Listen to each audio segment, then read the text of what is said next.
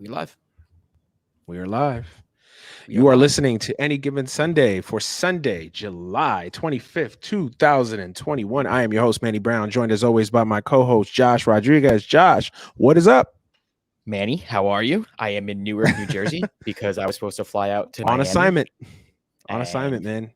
And what happened was my engine, well, not my engine, the plane's engine just wasn't working. Boarded the plane, got off the plane, reboarded the plane, got off the plane. And now I'm flying tomorrow morning at 6 o'clock. It's going to be good times. Good times. Listen, so many things. First and foremost, flying sucks. Second, we need to come up with like a weekly graphic. Josh on assignment from where? Where's Josh this week? That's like the new segment on the show. Where's Josh this week? Is he in LA? Is he in Alaska? Is he in Miami, New York? Who knows? On assignment. After this Miami trip, I'll be in LA for a long time. Nah, it's all good, man. I think. No, I'm glad that whatever issue that was going on with the plane, they discovered it in time, not like, while you're in the air on some final It's like destination people- shit. Yeah, people were mad. I'm like, yo, we didn't die. Like, what do you want? Well, because it's the inconvenience of it. That's what it is. It's just the inconvenience of it. But when you actually like sit back and like actually think like, okay, I'm glad they found this out like while the plane was on the ground, Right. not in the air, over water. Yeah. Like, I love my life. I don't want to end up on a final destination trailer. Like it's, please. Nah, man. But how are things with you? How's life? How's been this week? Things are good. It was a really short trip home. Saw my best friend who I haven't seen in about 2 years, which was cool because of the pandemic. It's crazy, man. I just hope that life gets back to normal, man. This Delta variant is just, I'm just so sick of this, man. And, it is what it is, and you got to be careful. And hopefully, these cases can go down and we can all be safe as a country. But I was just happy to see my friend because I was kidding with him. I was like, we haven't seen each other in 2 years, but like it might be another 2 years before we see the way this the cases are going up. So yeah, the Delta variant is here. It is for real. I'm just honestly like I was gonna talk about it on the show this week, but it's like honestly, I'm just so sick of talking about exhausted it. by COVID. It's just exhausting, right? Because it's like we're living it every day, and the threat of possibly maybe going. I don't even want to think about it because it's just like I'm just mentally exhausted. I'm not the only one, obviously. The whole world is mentally exhausted with COVID at this point. You know what I mean? Like, I just kind of hate. I don't know. I hate the fetishization of it from the media in a sense because it's like they put out these numbers like, oh, well, cases are going up and at an alarming rate. Yeah, but we're also pretty much opened up as a country, and people are going out. So it's going to happen. It's like add context to the reporting. Don't just put out there like, oh yeah, there's been a 300% spike in cases today. I think also what people it's a week like people are outside. It's summertime. Right. Like this was back. There's no more mask mandate. Right. Now you can critique the CDC's mandate on mask and their positioning, which we had a conversation on Dead End Sports this past week about the Delta variant and just kind of because we were just kind of piggybacking off the whole NFL thing. Jesus, the NFL. Did you see the two coaches that basically quit because they didn't want to take the COVID-19 vaccine? Yep. What a bunch of fucking pussies! Like literally, like in a sport that literally prides itself on manism,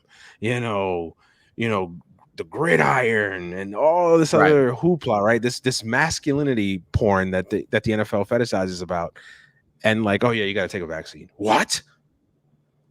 No, I'll quit. And I mean, I respect it in a way because it's like they believed very strongly in their position not to take the vaccine, that they were just willing to say, you know what, I don't need this job. I at least respect that. But it just when you think about it, it's like, really, this is the message that you want to send. This is literally the message as a league you want to send.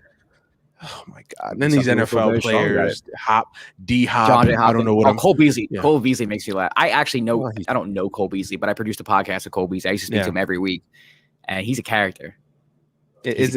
Are his views surprising per the personality? Kinda. I'm not gonna lie, a little bit. I mean, he's very anti-establishment. I didn't know, but here's the thing: it's like, so this whole thing with the vaccine, like, I know the media tries to make it pretty political, but I do know some people who don't want to take the vaccine who are liberal or apolitical. Like it's not just like deranged like Trump's. It's like it's across the whole spectrum. Yeah. So I don't think that it's like I you can predict like obviously like there's this famous, I want to say it's famous, but there's like this very popular graph going around that shows like the vaccinated states and them voting for Biden and the unvaccinated states and them voting for Trump. Like there was a correlation there, but there's also like it's not like as like with our politics today, like you can tell like, oh, you're pro-choice, you're pro-life, you fall here. You Black Lives Matter, you Blue Lives Matter, you fall here on the spectrum. With the vaccine, it's not all over the place. Like it's mostly falls on the right if you don't want to get the vaccine, but there are people who just don't want to take it, you know? And Cole kind of reminds me of that because Cole's not, from what I know of him, he's not really like MAGA conspiracy theorist. But the vaccine for those people who don't want to take vaccines, like that's an issue for them. We're like, I don't want to put that shit in my body, despite no matter what data you throw at them, no matter what statistics you throw at them. Like it's just the thought of it scares them. It legitimately scares them. No, I get that. And when you say people, I mean, I live with a person, my wife. My wife is very anti the vaccines at this moment. You know, she had to take one, obviously, because she goes to law school and she begrudgingly took it, you know, but I guess that's the difference, right? It's like, and her reasoning is, you know, the history of vaccines and Black people, histories of vaccines in general. You know, so and like the brevity in which we came up with this vaccine, right? That concerns a lot of people. My thing with the whole anti-vax thing is just the reasoning behind it. Like if you have a valid reason or you have a valid concern, express that, and I can at least see where you're coming from. To just say, "Oh, well, I don't want to put that in my body." What? Vaccine? I'm anti-vaccines. I'm like, okay, well, you know the data, and look, people can get the vaccine if they want to or not. I'm not here to tell people what to do. I personally feel like people should get the vaccines. If you don't, that's fine. I just wish that people, especially people in high profile positions or public figures that have people that listen to them and follow them. And yes, it is Cole Beasley. This isn't, you know, Patrick Mahomes, but Cole Beasley is still receiver. He's the best slot receiver in the NFL, man. You didn't know that? He said that. I know, right? I know. He said that about himself. He was serious. Go figure. He has Emmanuel Sanders on his team, and he thinks he's the best slot receiver in the league. Not even the best slot receiver on his team. But you know the world that we live in, right? You know, the celebrity culture that is this country, right? And people like Cole Beasley, for better or for worse, whether we like it or not, have power. They have a following for a reason, right? These people are celebrities and they're public figures, and I feel like you owe people at least an explanation, like, hey, you know, I'm not taking the vaccine because of this, that, and the other, and these reasons. Well, yeah, and my disagree with them, right? Whatever, but at least they give a reason, right? I think, you know, everyone should have the freedom of choice whether or not to take the vaccine. I don't think it should be forced, but I think what bothers me, and this comes from like just a pure logical standpoint, is that when I see someone like Cole Beasley, like Derek Anderson talking about it, like the reasons that they're stating are just factually incorrect. Facts. Yes. And that's what bothers me. That's the part that bothers me too. Like I could understand if someone's like, you know, I don't want to take the vaccine because like I you know, had a vaccine when I was early, like, you know, I had a bad experience with vaccines, or you know, I know someone had a bad experience with vaccines, or like your wife, you know, the history of that. I understand that, you know. I'm with you. I would encourage someone to take a vaccine. If I was to meet someone, I would encourage that. But you know, there are legitimate reasons where it's like, okay, I can understand why someone is scared to and doesn't want to do so. But if you're going to come out and you're going to tout like false statistics, or if you're going to come out and say that it's not safe for the majority of Americans when it absolutely is, and when you're going to come out and say, you know, well, if you're vaccinated, you can spread it, like I don't mind people not taking a vaccine. It's when you start spreading false information about it, because everyone has a right to, you know, you have a right to put whatever the fuck you want in your body. It's up to you. That's fine. If you don't take the vaccine, don't take the vaccine. That's fine. Right. My thing is just at least be honest with the reasoning, or don't like search for like false statistics or data that's not proven to justify it. Because then what you're doing is you are spreading basically fake news or false information. And for someone who would encourage people to get a vaccine, it's kind of frustrating, because it's like, all right, well, now you're scaring away people who, you know, have legitimate questions, and you're answering them incorrectly. You're going to fall information. If you don't want to take the vaccine, that's cool. That's on you. If you don't want to put stuff in your body, that's on you. You know, that's fine. You have the right to do so, but don't lie and don't throw out stats that you don't understand about it. That's my only thing. Right.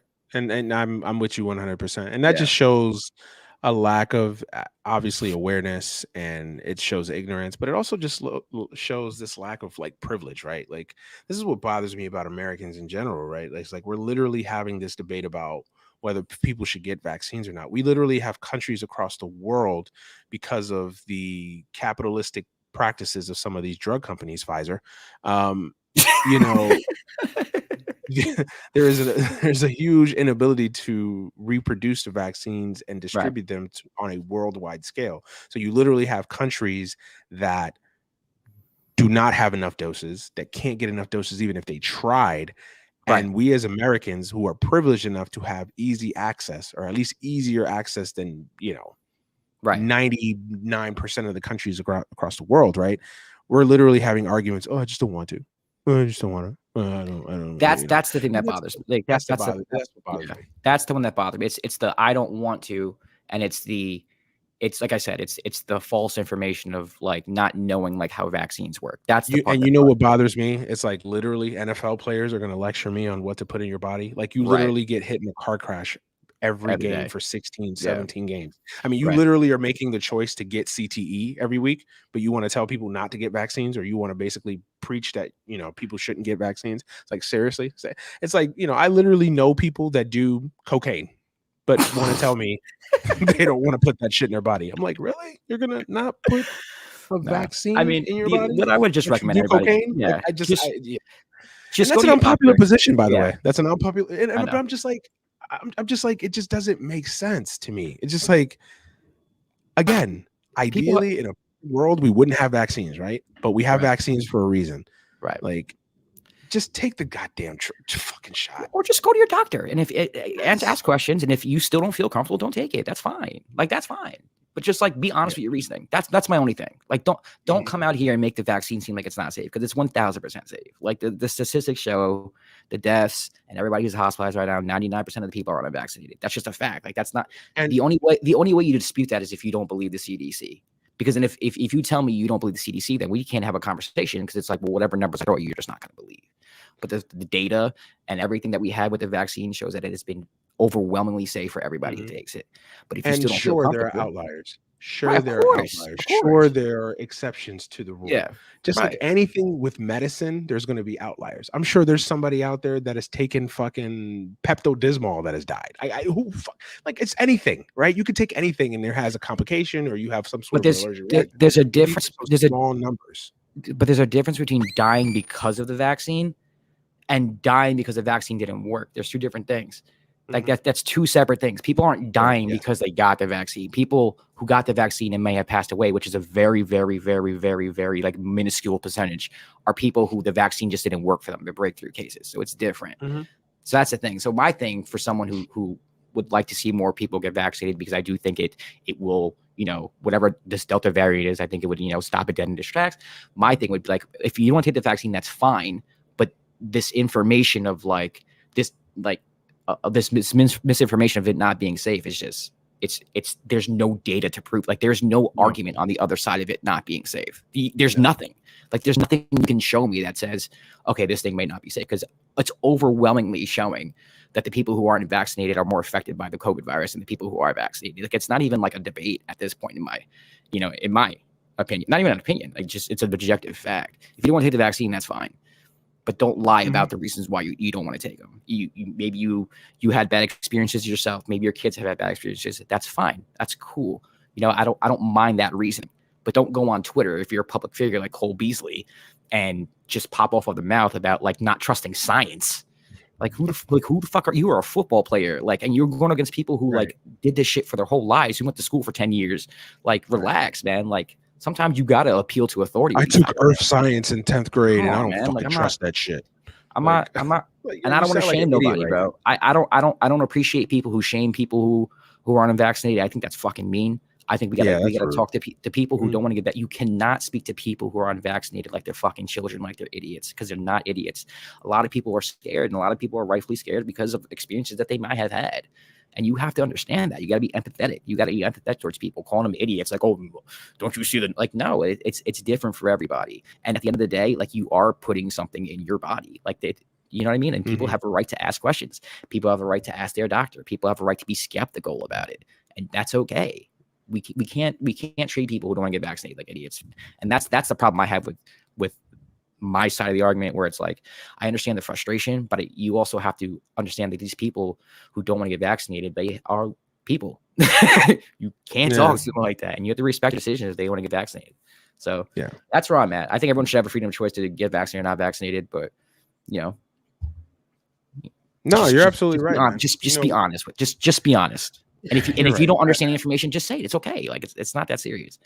And I think that's what it is. I think a lot of people are afraid to just say, like, I don't understand the information, or I don't understand everything, all the machinations that went through getting this virus or this shot and this, whatever.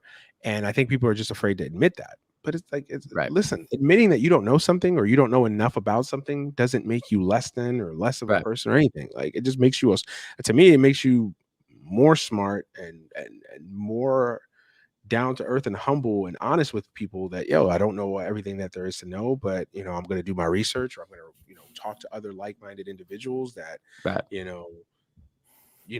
have the same issues that I have, that maybe they don't understand. Let's all find information together. Instead, you're just going to get in this basically straw man, all vaccines suck, or whatever. Like, it's just so stupid. It's dumb. I'm with you. It's 100%, and it's dangerous. It's dangerous because when you spread misinformation like that, when you spread just nonsense like that, or you not even spread, but you basically, contribute to the spread of nonsense like that, you're hurting the overall cause, man. And I guess my issue is, it's like, you don't want to get the vaccine, that's fine. I don't care. Honestly, I really don't care. Like, if you want to get it, get it. If you don't, or if you want to take the vaccine, take the vaccine. If you don't, then don't. Fine. I don't care. Whatever your reason it may be. For the folks that don't want to get the vaccine and don't care about science or a concern, you can't have it both ways. You can't say, I don't want to get the vaccine, but I'm going to hit the club up next weekend and no mask. It's like, that's what bothers me. It's like, you can't have it both ways. Like, there is a pandemic going on, whether you want to admit that the severity of the virus or not, whether you want to get the vaccine or not, there is a pandemic going on. There's still people, quote unquote, getting infected. Wear your mask. Wear your mask. Yeah. Don't have it both ways. That's my issue. That's my only issue with if you don't want to get vaccinated, great, fine. That is your right. But then don't come out here and potentially put people at risk, other unvaccinated folks or people that are vaccinated, and just put everybody at risk. And that's what's going on right now. Honestly, it's A, summertime. B, more restrictions have been lifted. There's no mask. People are out. People are doing stuff, rightfully so. We spent fucking a year locked in cages, basically. Like, people are going to go out. They're going to do stuff. And then it's you have this convergence of people who are vaccinated, people who are not vaccinated, people that may only have one shot, not two. It's just a smorgasbord of infestation that it's just like, of course, right? And no one's wearing a mask. Right. And then of course, and then look, I'm not preaching, I'm not trying to preach here like I'm so great. I've gone out to public places now and I'm not wearing a mask. I'm not saying I don't wear one. I don't wear one. I'll be honest, I don't wear a mask. I don't. The only reason why I work in LA is because now it's mandated. But like, if it wasn't mandated indoors, I wouldn't be wearing a mask. I got vaccinated for a reason, because I wanted to live freely, Yes. I got vaccinated. Right. So yeah, it's frustrating, man. It's so it's mentally draining and tiring, right? That we're still having this conversation, what, a year and some change into this, right? Like, that we're still having this. We're still gonna be having it for a while. It's just not over.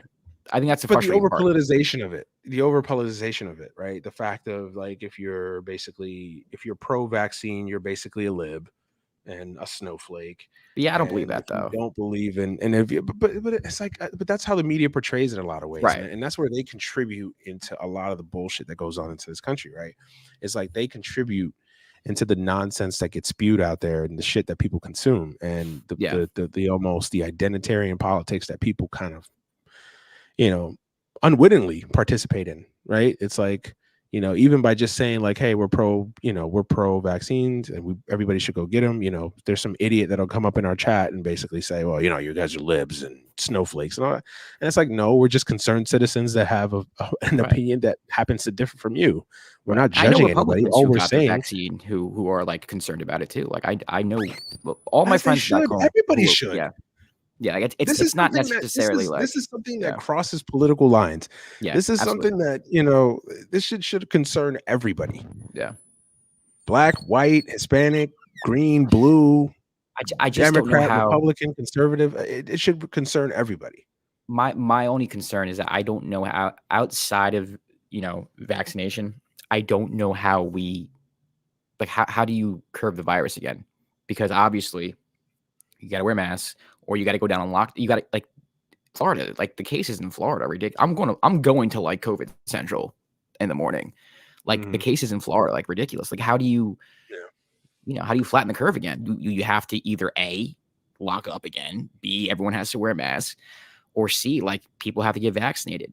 And everybody has to get vaccinated. You have to have at least a 80% vaccination rate. Right. And we're not even you close don't to have that as a country, though. Yeah, and when you don't have that, this is why you can't curb the virus. That's why it leads to me to believe, like, this is just going to be around. This is just going to be, you and I will be getting vaccinations every year for COVID.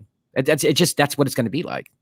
And at some point, it's just going to have to be like, our government's just going to have to be like, all right, well, this is just something we're living with now, because there's no way in hell you make mandatory vaccinations for this. There's that would start so. I'm not even kidding when it's like, that would be, you can't do that. You can't do that. Yeah, no, and I don't think locking us down is another solution. I just don't. I don't think it's a solution. I really don't. I don't think you're going to be able to convince a bunch of Americans that, basically have had a little taste of freedom.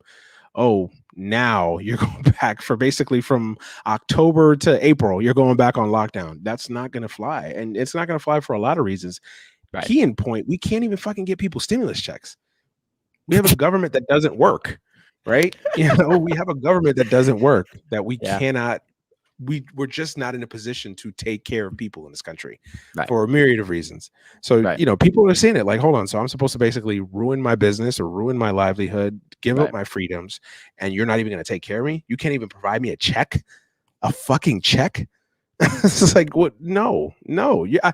I don't think that you'll be able to put us on lockdown again. I really. That's what I'm saying. Really it's not going to happen. We're just have to open up. Like, it's just, there's no other way around it.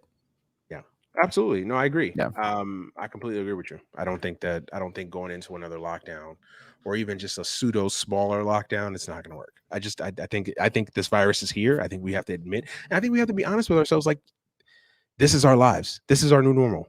Like, we're going to be fighting this shit until we're not. There's an element of herd immunity. There's an element of, getting folks vaccinated and just dealing with it. And I know that's unpopular, but I wish that the CDC and all the other government agencies were more honest and said, look, guys, there is no defeating COVID. There just isn't. Well, I think they were. I mean, eventually there is defeating COVID, but I'm saying this isn't something where you just press a button, that's it, it's over. No, we have to continue to fight this, and we have to continue to. And by fighting it, I mean getting vaccinated and getting to a level where we're 80% vaccinated, and then eventually once we're not going to get there. We're not going to get there. 80% of the country does not want to get vaccinated, and it's just the reality of the situation.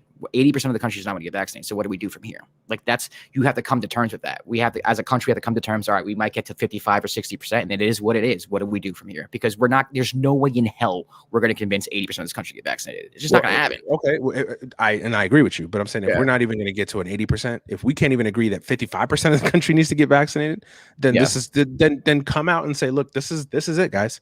Audible. Call it audible. We're just this is our lives. This is our new normal. And that's the problem. We're afraid to just be real.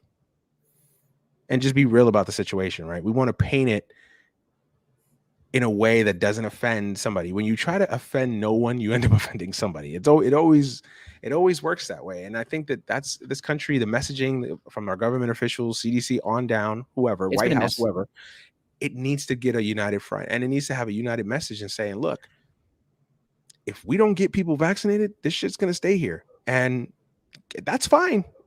If that's the choice of 45% of the country that they don't want to get vaccinated, then guess what? This is what it is.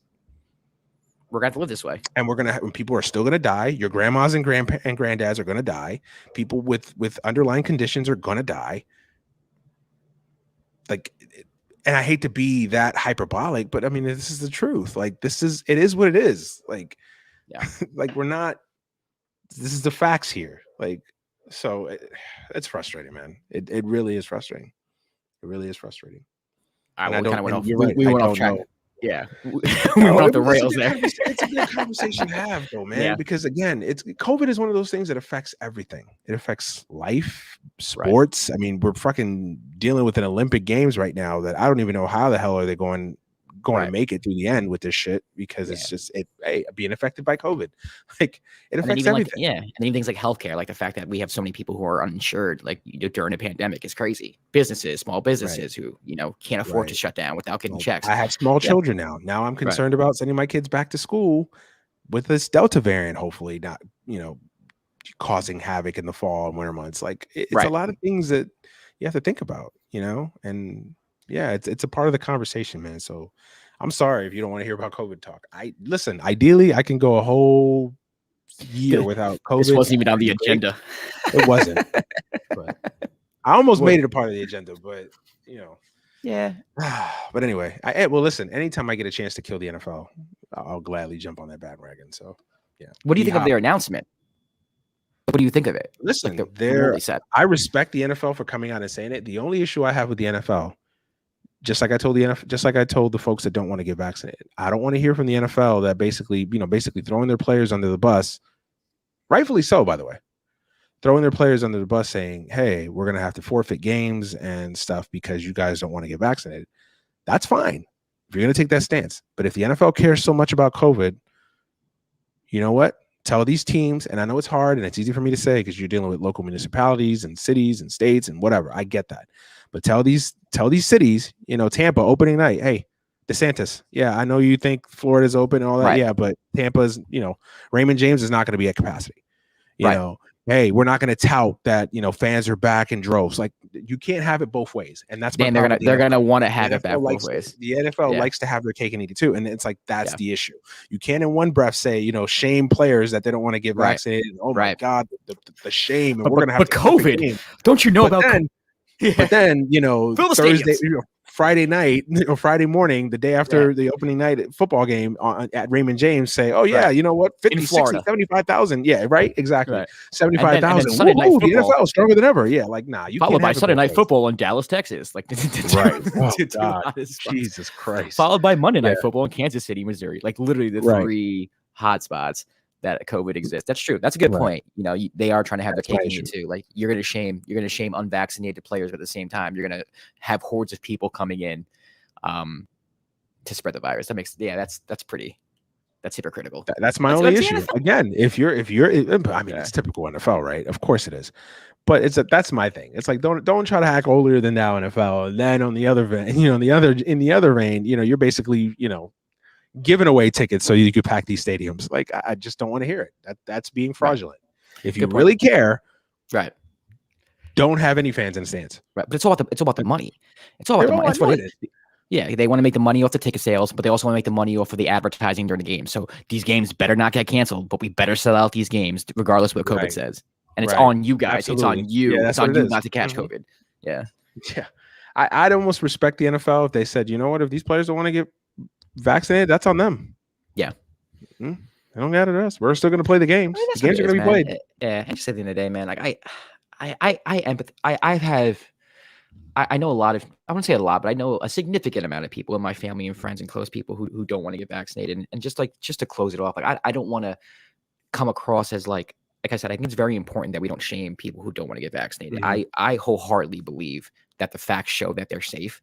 But I think if you are somebody like I who wants people to get vaccinated, you have to be empathetic to their point of view and to their concerns and just listen to them and, give the best information you can at the time. And hopefully they make a decision that they will get vaccinated. If they don't, it's their life. Let them live.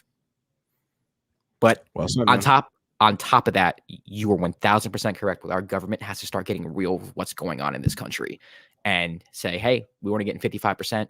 We got to call it audible here. What are we going to do? And that's both parties. This isn't, us being liberal or us being progressives jumping on, this goes so beyond that.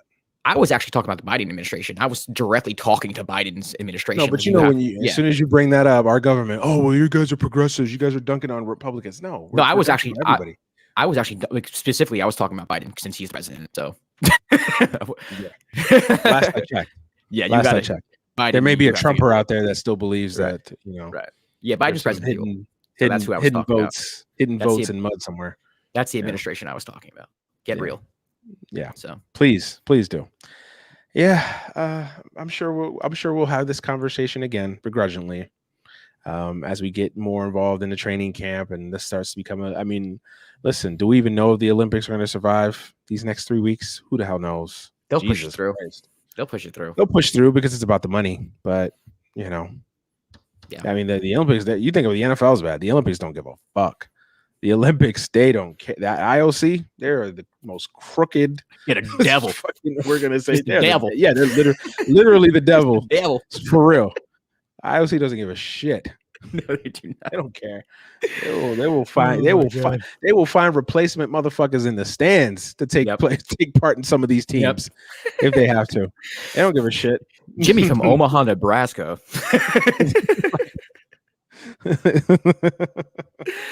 For real, man. It's crazy, bro. You'll have the Republic of Congo winning gold medal in basketball for some bullshit because the U.S. team is all fucking invested.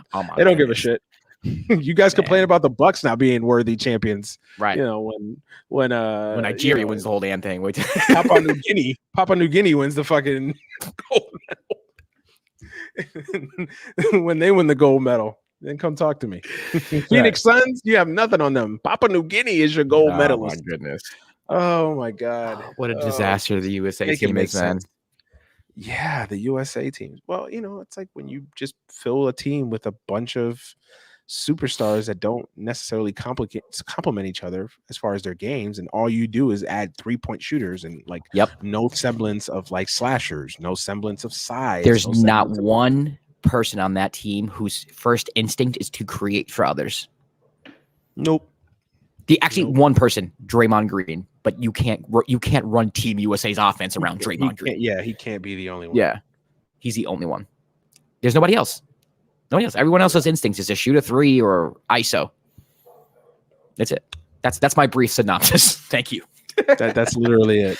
Listen, we'll probably still win gold because we still have more talent than everybody else. I don't know. I don't think they're winning gold, man. I don't think they're winning gold. That's bold. I don't think they're winning gold. That's bold. Well, let's transition to someone who is winning gold. Yes. Giannis Antetokounmpo. I can never pronounce his last name, so I go by. You said it. Giannis. Giannis and the Milwaukee Bucks are your NBA champions for the 2020-2021 Shout out to you who called this. Shout out to you. Staying strong. Phoenix down. Phoenix up 2-0. Manny sticking to his guns, saying the Bucks were going to come back and win. I got to give it to you. Shout out to you. Well, congratulations. Since you're showering me with praise here, let's go back to what game 1 against Miami in the first round. I said this Bucks team is different. I said you did. So my credit. Nah, man. Listen. Congratulations on the Bucks, man. First of all, I am excited. I almost feel like I'm a Bucks fan today for some reason. Like I am. You're proud of them. I'm proud. I'm proud because it's good for the league. First and foremost, it's good. My dog is upset at somebody. He's probably chasing a damn Suns fan. Sorry, your dog's a Suns fan, right? Nah, man. I think this is great for the league. I think it's a great story. I felt really good for that team last Tuesday night. I really did. That Bucks team has been through a lot over the last couple of years. They've had a lot of mud slung at their way, rightfully so. Yeah, fair, rightfully so.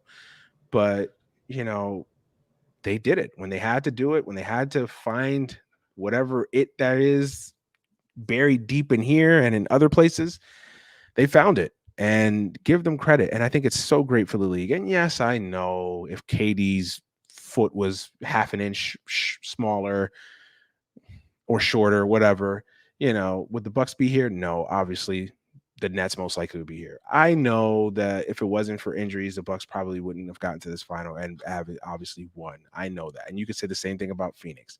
But that being said, it is what it is. This is the finals that we got. And it became so much of a talking point that I'm almost now the other way with it. Like, who cares? These things happen. Injuries every happen. year. I'm a Laker fan. Every year. I'm a Laker fan. Year. Yeah. It pains me to watch the Suns in the finals because I know deep down we had them beat and no one else in the West was going to beat us. But hey, it happens. It happens. Shoulda, woulda, coulda. Like, I get it. I can bring up chapter and verse teams that a bounce of the ball, an injury. Every everybody year. keeps saying if Every Robert Ory year. doesn't hit a 3 against the Kings, the Lakers don't go for a three-peat. Right. It happens. It happens. If Karl Malone isn't trying to bang Vanessa in the locker room in 04, who knows? Maybe the Lakers in 04 get along enough to beat the Pistons. Who the fuck knows? Like these are great NBA mysteries that we will never know, right? Right. Like if half the Knicks roster in 97 doesn't step an inch off the fucking bench, maybe they beat Miami and maybe never talk about that year. Ever. No one ever talks about the year with the Knicks. I don't want to talk about it. That was their best chance to beat the I don't want to talk about it. I don't want to talk about it. Be that as it may. I hate PJ Brown. I hate PJ Brown. I hate David Stern, but that's another. Yeah. Day. God bless his soul, though. Anyway, so no, man, like these things happen. They happen all the time. Obviously, the Warriors, you heard it a few years ago. Oh, if Kyrie doesn't get hurt in game 1 of the finals, do the Warriors ever even win that first championship? You could say that about every championship, every year. It happens. It happens. Right. It happens. It's a part of the story. It's a part of the narrative for sure. I get it. It has to be said. But to act like this is the only year this has happened, or this is the only degree that this has ever happened. Look, injuries have impacted championship settings and sports events since the beginning of time, and they're going to continue to. It just is what it is, man. Let's talk about what the results are. Let's grade it on the results. And as far as the results go, the Bucks deserve a lot of credit, man. To be down 0-2 in a series, to be down by 9 in game 4 with your season on the balance, and to come back, they deserve a lot of credit, man. They really, really deserve a lot of credit. And it took guts, it took balls, it took whatever you want, whatever adjective you want to use, man. That's what it took for this team to come back, man. Anytime you're down 0-2 in any series is tough, but especially in the finals against a hot team like the Suns that have basically been, on cruise control, minus a couple games against the Clippers. They basically were a buzzsaw. And to come back the way that they did, and to have a historic performance by Giannis, how can you talk negative about the Bucks? How can you? And it's great for the league. It's great for the league. Milwaukee, Wisconsin, the Bucks have been around for close to 60 years, a 50-year championship drought. They finally put an end to that. They do it the right way. The right way. They didn't go out and, convince, 4 other All-Stars to join Giannis in Milwaukee. Like, they did it the right way. They drafted, they developed Giannis. They developed Middleton. Keyword developed. They developed them. Giannis gets credit because he stayed. He could have went somewhere else.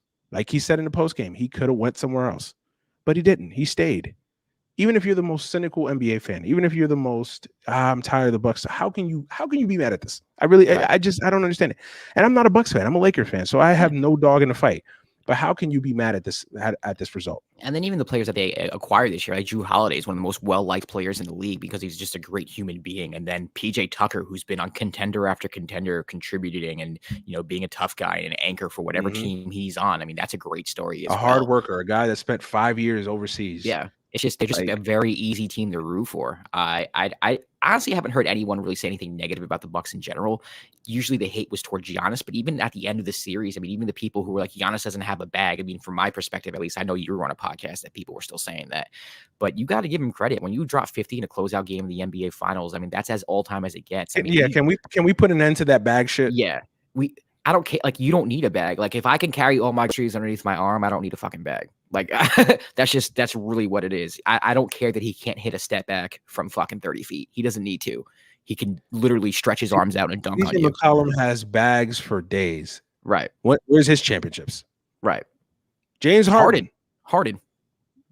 Biggest bag. One of the biggest bags in the league, if not the biggest bag in the league. Exactly. Where's his championship? Oh, wait, I think Houston just missed another 3. I'm sorry. Right. Like they're still missing threes. They're still missing threes as we speak. Right. 4 years later, 3 years later. Toyota Center. You're still there. No, but it's true. I just well, it is what it is, man. I think we had this conversation before where it's like it's not aesthetically pleasing. I mean, people watch basketball. You grow up and you watch Kobe Bryant, and he not only is he dropping 40, but he looks good doing it. You know what I mean? Like he's hitting difficult fadeaways. It's sexy. Like he's doing. It's just like the prettiest art. It's art. It's and Giannis just isn't that. He's just pure force and dominance. And And a lot of people don't, and it's not even dominance from a Shaq perspective, right? Because Shaq was kind of art too. You get the ball in the post, it's like a shimmy, hook shot, or I'm dunking on you. Giannis is just straight up a train, just going through the lane, and it's not something that we're used to seeing. And I think a lot of people just had a problem giving him credit, especially because the past 2 years, teams formed a wall and stopped him, so it just kind of made it seem like all his like MVPs were phony. But shout out to him, for working hard and for not settling for threes and these like 18-footers, for being determined to get to the hoop and realizing that he is a freak of nature and that he has that to his advantage. He's a likable guy. He's a good guy. He does nothing but respect everyone around him. He doesn't talk crap about anybody. None of the players give him any props for anything, and he doesn't complain about it. He doesn't say anything about it. He's not one of the cool kids, and he doesn't care that he's not one of the cool kids. And I respect that about him. He could have easily left for Milwaukee. He could have went somewhere like New York or Brooklyn, and he didn't do it. He stayed in Milwaukee. He stayed the course. And let's be honest, the narrative around the Bucks for the past 2 years was this team was fugazi. When the playoffs comes, they're out. Coach Bud doesn't make adjustments. Giannis can't, defeat the wall that people put up in the playoffs.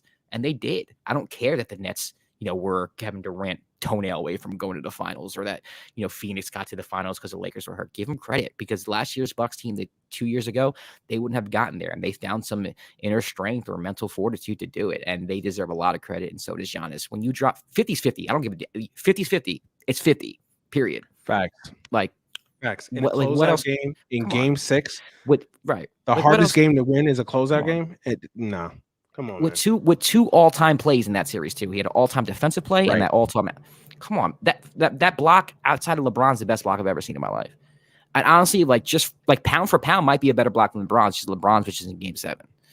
So, like, what do you like? If you're hating Giannis at this point, it's just because you don't like his game aesthetically. That's really all it is. Or you just don't like him because he's European. And you have a bias against European players. Let's call it like it is. Let's be honest too. That exists. It does. Let's not act like it exists. But I think it exists. Ignorant. It's ignorant, but in a weird way though. I think it exists more towards white Europeans. I can't believe I'm even saying this. But I think a lot of people don't like Luka because he's a white boy running the league. I think a lot of people don't like Jokic because he's a white big boy running the league. I can't believe I'm even saying this, but I do think that exists. In a predominantly black league. That's the thing, bro. That's the thing. We need to call bullshit out. That's what I'm saying. I think in a predominantly black league with a lot of black people watching, I think a lot of people have a problem with that, where it's just like, damn, this is our game, and these white boys are fucking killing us at it. And Giannis, a lot of that. And you know how it is. Giannis is light skinned. He's light skinned, but he's light skinned. He's Giannis Antetokounmpo. Like, he ain't a nigga. Like this shit. Like this stuff happens, and it's sad out there. And he don't play like a street kid. He don't play like a city kid. Exactly. He don't play like a tough kid. Exactly. So there's a lot of that, and this is gonna piss people off. I don't care. This exists a lot out there, man. This ignorance exists out there, and we need to put that shit to bed. Yeah. I knew people that didn't like Kobe because he grew up in Italy. Like dead ass. By the way, dead ass. Like that's weird. It just people find any reason not to like a player.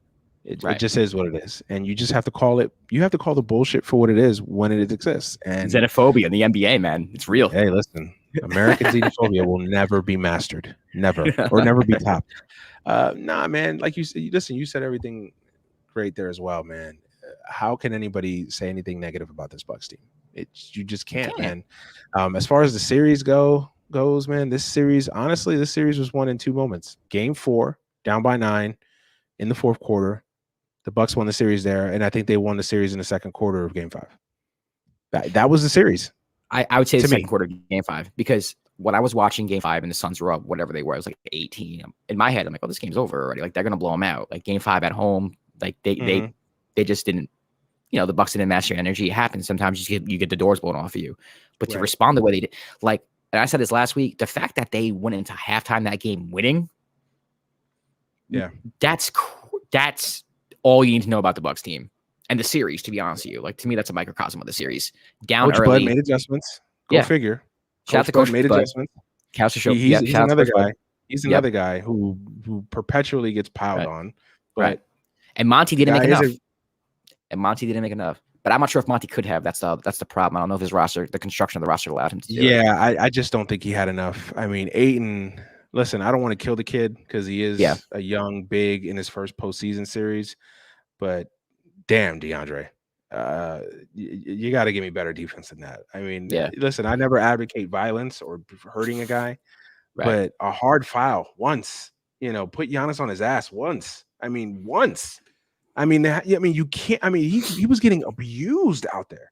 I mean, that was literally getting abused, and you just feel bad for the kid, right? Because he's better than that. Obviously, he's played well this entire postseason, so it's not an indictment on him necessarily. But Jesus Christ, you got to have better defense than that. I mean, soft defense, especially in Game 6.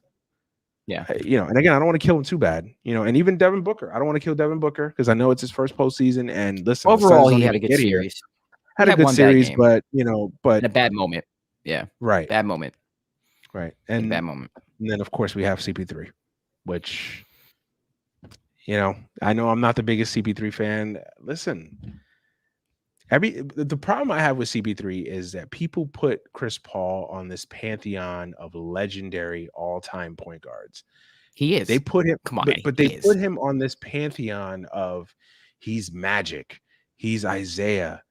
If you're Magic, if you're Isaiah, you can't have a game 4 like that. I'm sorry. You cannot. You can't. I'm sorry. And I don't want to be prisoner of the moment. I don't want to be hyperbolic. I don't want to be, embrace debate. I don't want to be that person, right? But to me, we got to call people out and call it like it is. And Chris Paul had not a bad game 4, an abomination of a game 4. Yeah. Like he cost them that game. Yeah. Literally cost them that game. And he played better in game 5. But he had a really good fourth quarter in game 5. He had a good fourth quarter, helped them come back. Fourth quarter. Could have been the catalyst for them winning it had it not been for a couple of plays there. And then game 6, he was okay. But he wasn't Hall of Fame. He had good numbers. He wasn't Hall of Famer, Chris Paul. That's what I'm saying. It's like, but the problem that myself and other people have that don't like Chris Paul is the media fawning over this guy. Like, he's the greatest leader that has ever existed. I mean, he's basically Patton of the NBA. I mean, I think he's the best point guard of our generation, man. Like in the past 20 years. Yeah, I take him over Kidd. I take him over Nash. Definitely. Take him over Nash? Yeah. No way. I'm Nash not taking him over Steve Nash. He don't play defense. Nash don't play defense. Like Chris Paul to me, like I think his value exists in the sense where like, and this is what I said when I was like the whole Chris Paul for MVP. Like he don't need to score the basketball. Like just him existing on the court sets everybody up to succeed because he knows how to space the floor. He knows when to attack. He knows how to attack. He knows when to deliver the basketball. His value is more than just stats. That's the thing with Chris Paul. Like he can have a great game. He could dominate a game. His stat line looks like 14, 7, and 7 or something like that. That's why I'm a huge fan of Chris Paul. Listen, Chris Paul. Listen, I'm not going to sit here and tell you Chris Paul's terrible or he's trash. Right. No, I know he's a great player. I know he's awesome. I know. Yeah. But again, people put Chris Paul on this pedestal and it's like, and they give him a pass for other playoff disappointments. And I don't think that's fair. Like with the Clippers, he got a pass a lot of years. It was always Blake's fault. Remember that? It was always Blake Griffin's fault. And then he took his playoff failures and went to Houston. And then it was, it was injuries. So you can't really blame him. And that's then he was on the court. He was playing well in that series though, man. That's the thing. Like, when he went down. But then what about 2019? KD goes out in game 5 of that series. Right. Chris Paul and James Harden have no more excuses. Right. And they lose in game 6. Chris Paul's his playoff experiences are very mixed bag because he does have big moments. He has a game-winning clutch buzzer beater against the Spurs in a game 7. Like he has moments. It's just that it's not. But that's what every NBA player, man. I mean, I'll give you an example. The difference between there's a lot. So I'm gonna give you an example, right? Kobe Bryant, first round, Oklahoma City Thunder, game 6 in Oklahoma City, takes a fadeaway jumper down 1 to try to win the game. He misses, but guess what? Pau Gasol's right there to put it back. Lakers win the series in 6. Pau Gasol's not there. We go to game 7. Who knows what happens? Another time, series is tied 2-2 against the Phoenix Suns. Game 5 at home. Kobe Bryant takes a fadeaway jumper from the corner, air ball. But guess who's right there? Ron Artest puts it back. Lakers up 3-2. So like a lot of this stuff, like I'm not saying Kobe got bailed out. Like obviously Kobe Bryant was the best player on those teams and deserves all the credit in the world.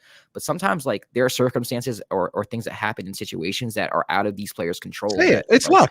It's luck. Yeah. Winning a championship, it takes luck. Yeah, and I just don't think Chris Paul has had that luck. Like where was Chris Paul's Ron Artest? Where was Chris Paul's Pau Gasol? You know what I mean? Like he didn't have that. And I think that's the difference between him having a championship and not having a championship. It's not necessarily him. No, you're right. You're right. And again, I hate to do this because Yeah. I'm normally generally on your side when it comes to these type of things. You're right. It takes luck. People are afraid Yeah. to say like winning a championship takes luck. This isn't Always. something where it takes like even the best teams, even even Jordan's the Bulls. Warriors. Yep. They needed a little luck on their side. They Yep. needed something to go right and something to go wrong for the other team. It Right. happens, and people are so afraid to admit that. Like a lot of times, it's beyond X's and O's. It's beyond players and coaches. It's just luck. God plays in these games sometimes. It just happens. Like, and in all sports, he does. Yeah. He does. Listen, you didn't even have to go back to Kobe. Let's go back to Giannis. If Kevin Durant's foot is half an inch shorter, we're talking about the next championship right now. Yeah. And Giannis being a scrub. Fugazi. Yeah. Right? Like literally, that's how close it was to NBA history being rewritten.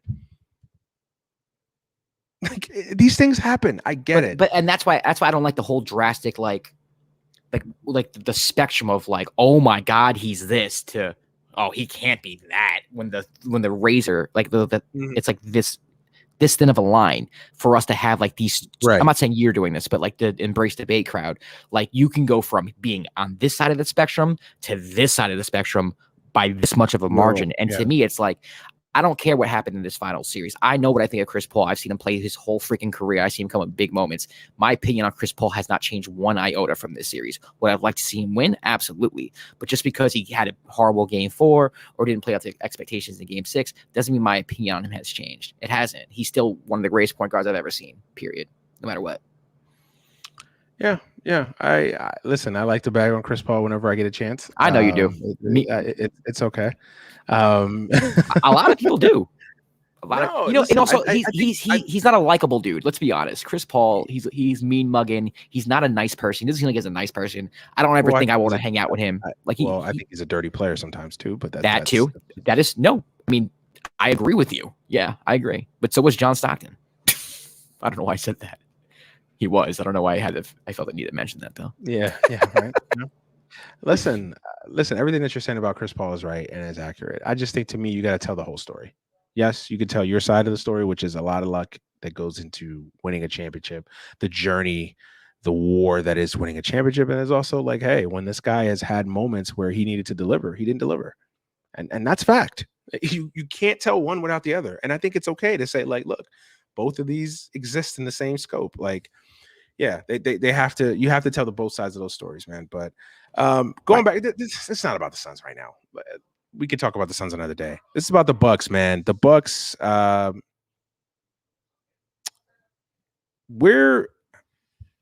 I'm not going to go to that question yet. Do you think this changes the perception around the league about small market teams and staying versus building a super team? Do you think that like obviously it's going to take a lot more situations like this to happen before that conversation becomes louder and more effective? Do you think that this is the start of that? Do you think that this is something that people can look at and say, oh, okay, it's possible? And I'm going to tell you what else is going to add to it. The USA does not win the gold this year. It's going to add to it as well, because by definition, that team is a super team compared to everybody else in the field. So to me, you have a team like Toronto that wins. That wasn't a super team. You have a team like Milwaukee that wins. That's not a super team in 2 markets. I know Toronto is a pretty big market for Canada standards. Can we stop this myth that the Lakers last year was a super team? You have a team like the Lakers that win. The Lakers last year was like LeBron, AD, and like kids off the short bus. Like, I'm just being honest. Like they were a little too disrespectful there. Come on now. I'm sorry. When your third best player is Alex Caruso, sometimes I'm not saying every day, but sometimes when and that's no disrespect to Alex Caruso, but anyone who thinks the Lakers were a super team last year, you need to check yourself, because Alex Caruso should not be mentioned in the conversation as, oh, he was our third best player ever. So yeah, I do think so, man. I really do. I think that, the Bucks were built, around their superstar, and they figured out a way to win the same way that the Raptors figured out a way to win. They had got lucky. Yes, they got lucky. Yes, an injury or a series of injuries occurred. The Raptors, yes, they faced a Warriors team without Klay Thompson and KD. Right. Yes. I just have to throw that out there. But even the Warriors, right? I mean, they were technically they're a super team just because of what they ended up being. But before KD, that was a homegrown team with players that they drafted. You know, forget that. Yeah, it wasn't like they didn't sign Klay Thompson. They developed Draymond Green. Like Steph Curry wasn't always Steph Curry in the league. Like I always say this all the time, the Knicks were one pick away from getting Steph Curry. If they would have drafted Steph Curry, they would have traded Steph Curry for Melo. Because at that time, and let's be fair. Yeah, let's be fair. Draymond doesn't get suspended Game 5. LeBron and Kyrie don't go Super Saiyan. Like, right. That team wins back-to-back championships and seals it with a 73-9 season. Like Kevin Durant still on the Thunder, or he's on another team that wanted to be a super team. It changed the course of history. Just a swift kick to the nuts. But yeah, I do think like teams like like a Portland with Dame could be like, we can do this if we just build the right team around Damian Lillard. A team like the Suns now, even though Chris Paul's gonna be gone, we can do this with building around Devin Booker and DeAndre Ayton. There's hope, man. There really is. I don't see why anybody would think that super teams are quote unquote like the way to go when we haven't had a super team to win the championship in a while. And then on top of that, we're seeing a lot of super teams fall flat on their face. It happens all the time.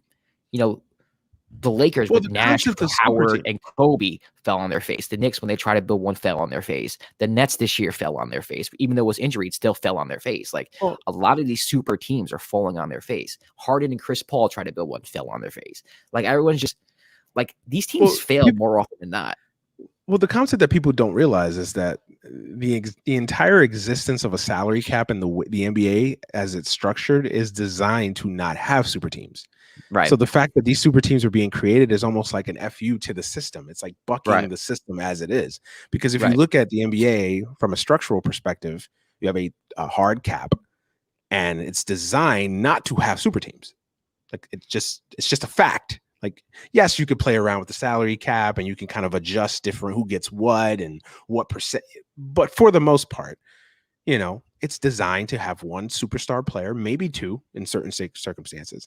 And then you have the need and the ability to spread the money around individually to players and positions of need.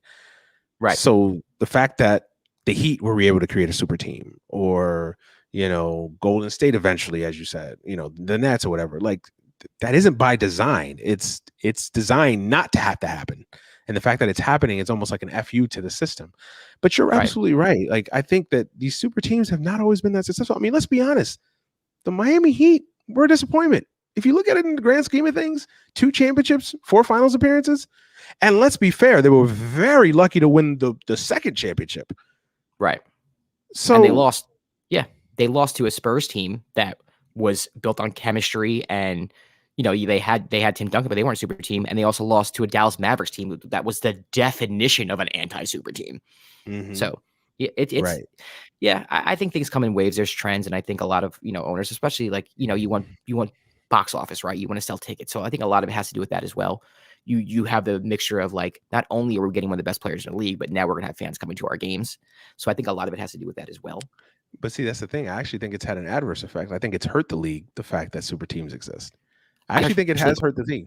I think it hurt the league in general. But like, if you're the Brooklyn Nets, if you have James Harden, Kyrie Irving, Kevin Durant on the team, you individually as a Brooklyn Nets, it's good for the Nets. I don't know if it's good for the NBA. I don't think the NBA has gotten more popular because the Nets exist. I think the Nets have gotten more popular. It's benefited them, but it hasn't benefited the league overall. Yeah, but if you're the only of the Nets, like, why do you care what the other leagues do? And you only care about you. I mean, there's revenue sharing and things like that. Right. No. I get that. I'm just saying, like, for folks that want to bring that up as an argument or as a talking point to say, well, see, the Nets they were last in attendance and now they're 5th or whatever. Like, yeah, It's great for the Nets, but the league hasn't patently gotten better from a ratings or business perspective.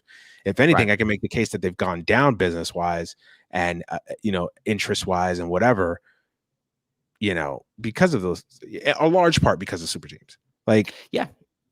I mean, and we all crave, right? We all crave the 90s, right? And a lot of it is nostalgia, but it's also like when I turned on NBA and NBC, you had a triple header. Oh, Jazz and Sonics. I know I'm seeing Stockton and Malone and their squad. And they're playing you on that night. Right. And they're playing. And you had Kemp and Payton and their squad. Oh, the Knicks are playing. And the season meant something.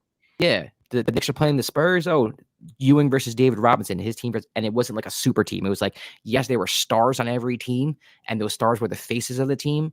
but you knew that like those teams were built around the stars and there were ancillary pieces. It wasn't just like I'm gonna give the ball to Harden and Durant and Kyrie and just watch what happens. Like it was a different feel. It was more of like a community.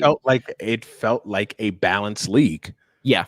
And look, I know that people always, the number one talking point people always make is like, well, the NBA has never had parity. You're right. The NBA has never had parity, but you always had a sense that every team had an ability if they drafted the right player. And recently, over the last couple of years, you just like, what hope that a lot of these small market teams had, after a few years. I mean, you're already hearing about it with the Pelicans. Now, the Pelicans haven't necessarily helped the situation. I get it. Right. But you're already hearing about it with Zion. Like Zion's been in the league 2 minutes and you're already hearing about it. And Luka a little bit too, here and there, every once in a while. Exactly. Yeah. Right. So like you're already hearing about it now. So it's starting. Like these guys aren't even getting to their second or third contracts. They're complaining in their rookie deals. Like Trae Young is shaking his head. Oh God, Jesus, get me out of here. They don't win in a couple of years. Porzingis left Porzingis left because he thought the Knicks were going nowhere. I mean, he demanded a trade because he thought the Knicks were going nowhere. Right. So like it happens. Yeah, you're right. And that's bad for the league, I think. Yeah. And by the way, the Mavericks, another super team that's failing because Porzingis and Luka were supposed to be a super team or the start of a super team. They can't even get off the ground as a super team. Sorry. There you go. There you go, man. There you go. No, good, solid points, man. Listen, I think if you're a small market, if you're Charlotte right now, you have hope. Now, obviously, it doesn't just mean just have hope and that's it. No, you have to build a smart roster. Take advantage. And look, you're going to go through some lumps. You're going to go through some hard times. We just talked about Giannis and the Bucks, how they went through playoff failure after playoff failure after playoff failure. So it's not going to be easy.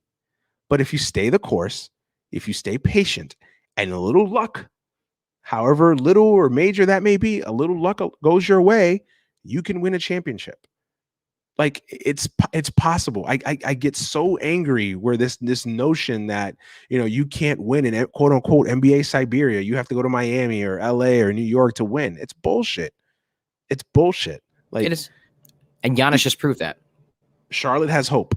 I don't want to say Minnesota has hope because that franchise is hopeless. Well, the way they're run is hopeless. The way they're run, obviously. But that a franchise like Minnesota has hope. A franchise like Sacramento has hope if they get the right stars, if they get the right player. Listen, all you need is a transcendent player. And I know I say that all you need, like transcendent players just grow on trees. You have a shot in the draft every year.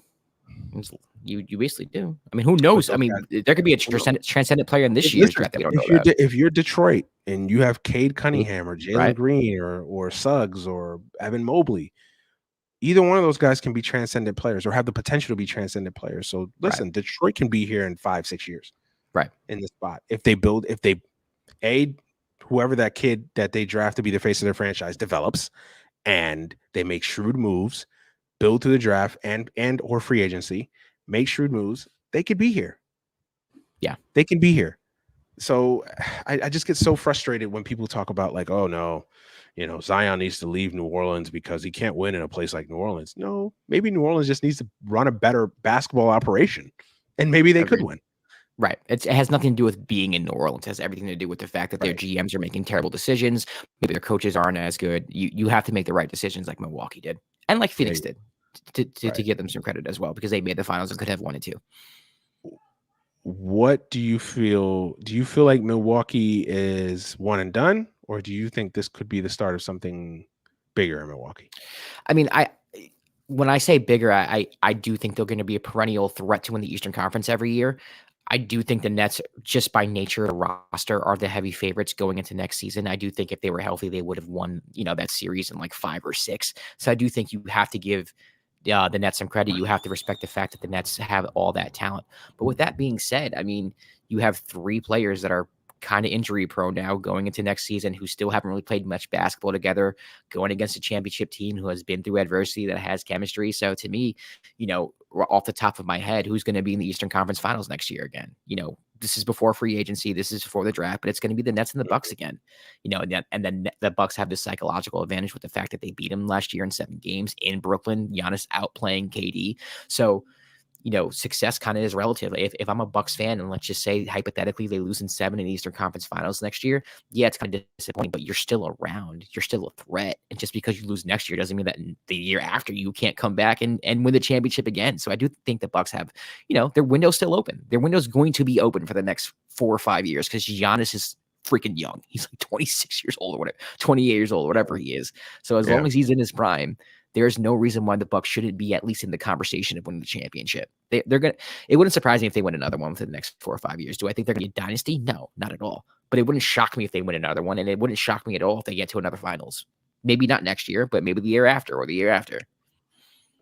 Before this series, before this championship, I would have said, yeah, the Bucks have a chance. Their window's still open as long as you have that fucking monster, that freak in there. Of course you have a chance. After this championship, I definitely think this could be the start of something special in Milwaukee. I really do. Now listen, I don't know.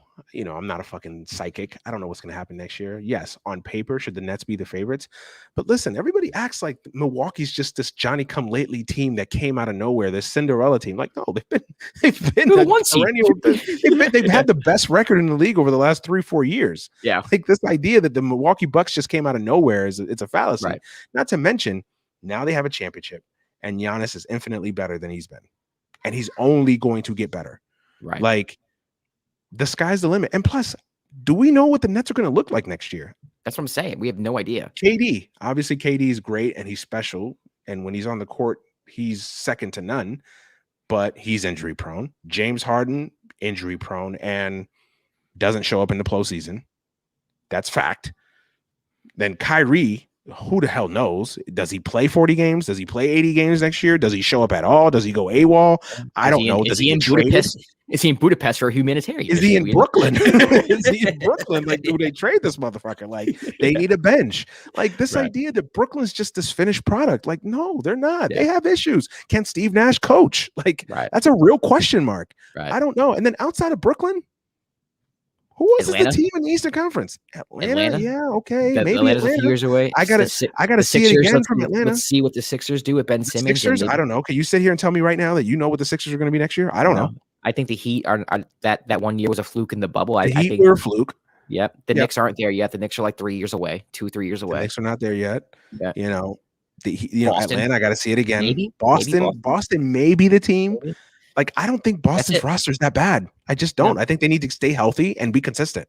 Yeah. And maybe a different voice in the locker room might help. Boston might be. Boston might be there, but we don't know what Boston's roster is going to look like, but I would still take Milwaukee today over Boston. But Boston is kind of like, they're on the outskirts. And here's the thing, outskirts. For folks that are questioning this, right? Yeah. Here's the thing. Milwaukee's probably not going to stand pat. Milwaukee's going to make moves. They're going to get better. Like, they need shooters. I'm sure Milwaukee will go out and get some shooters.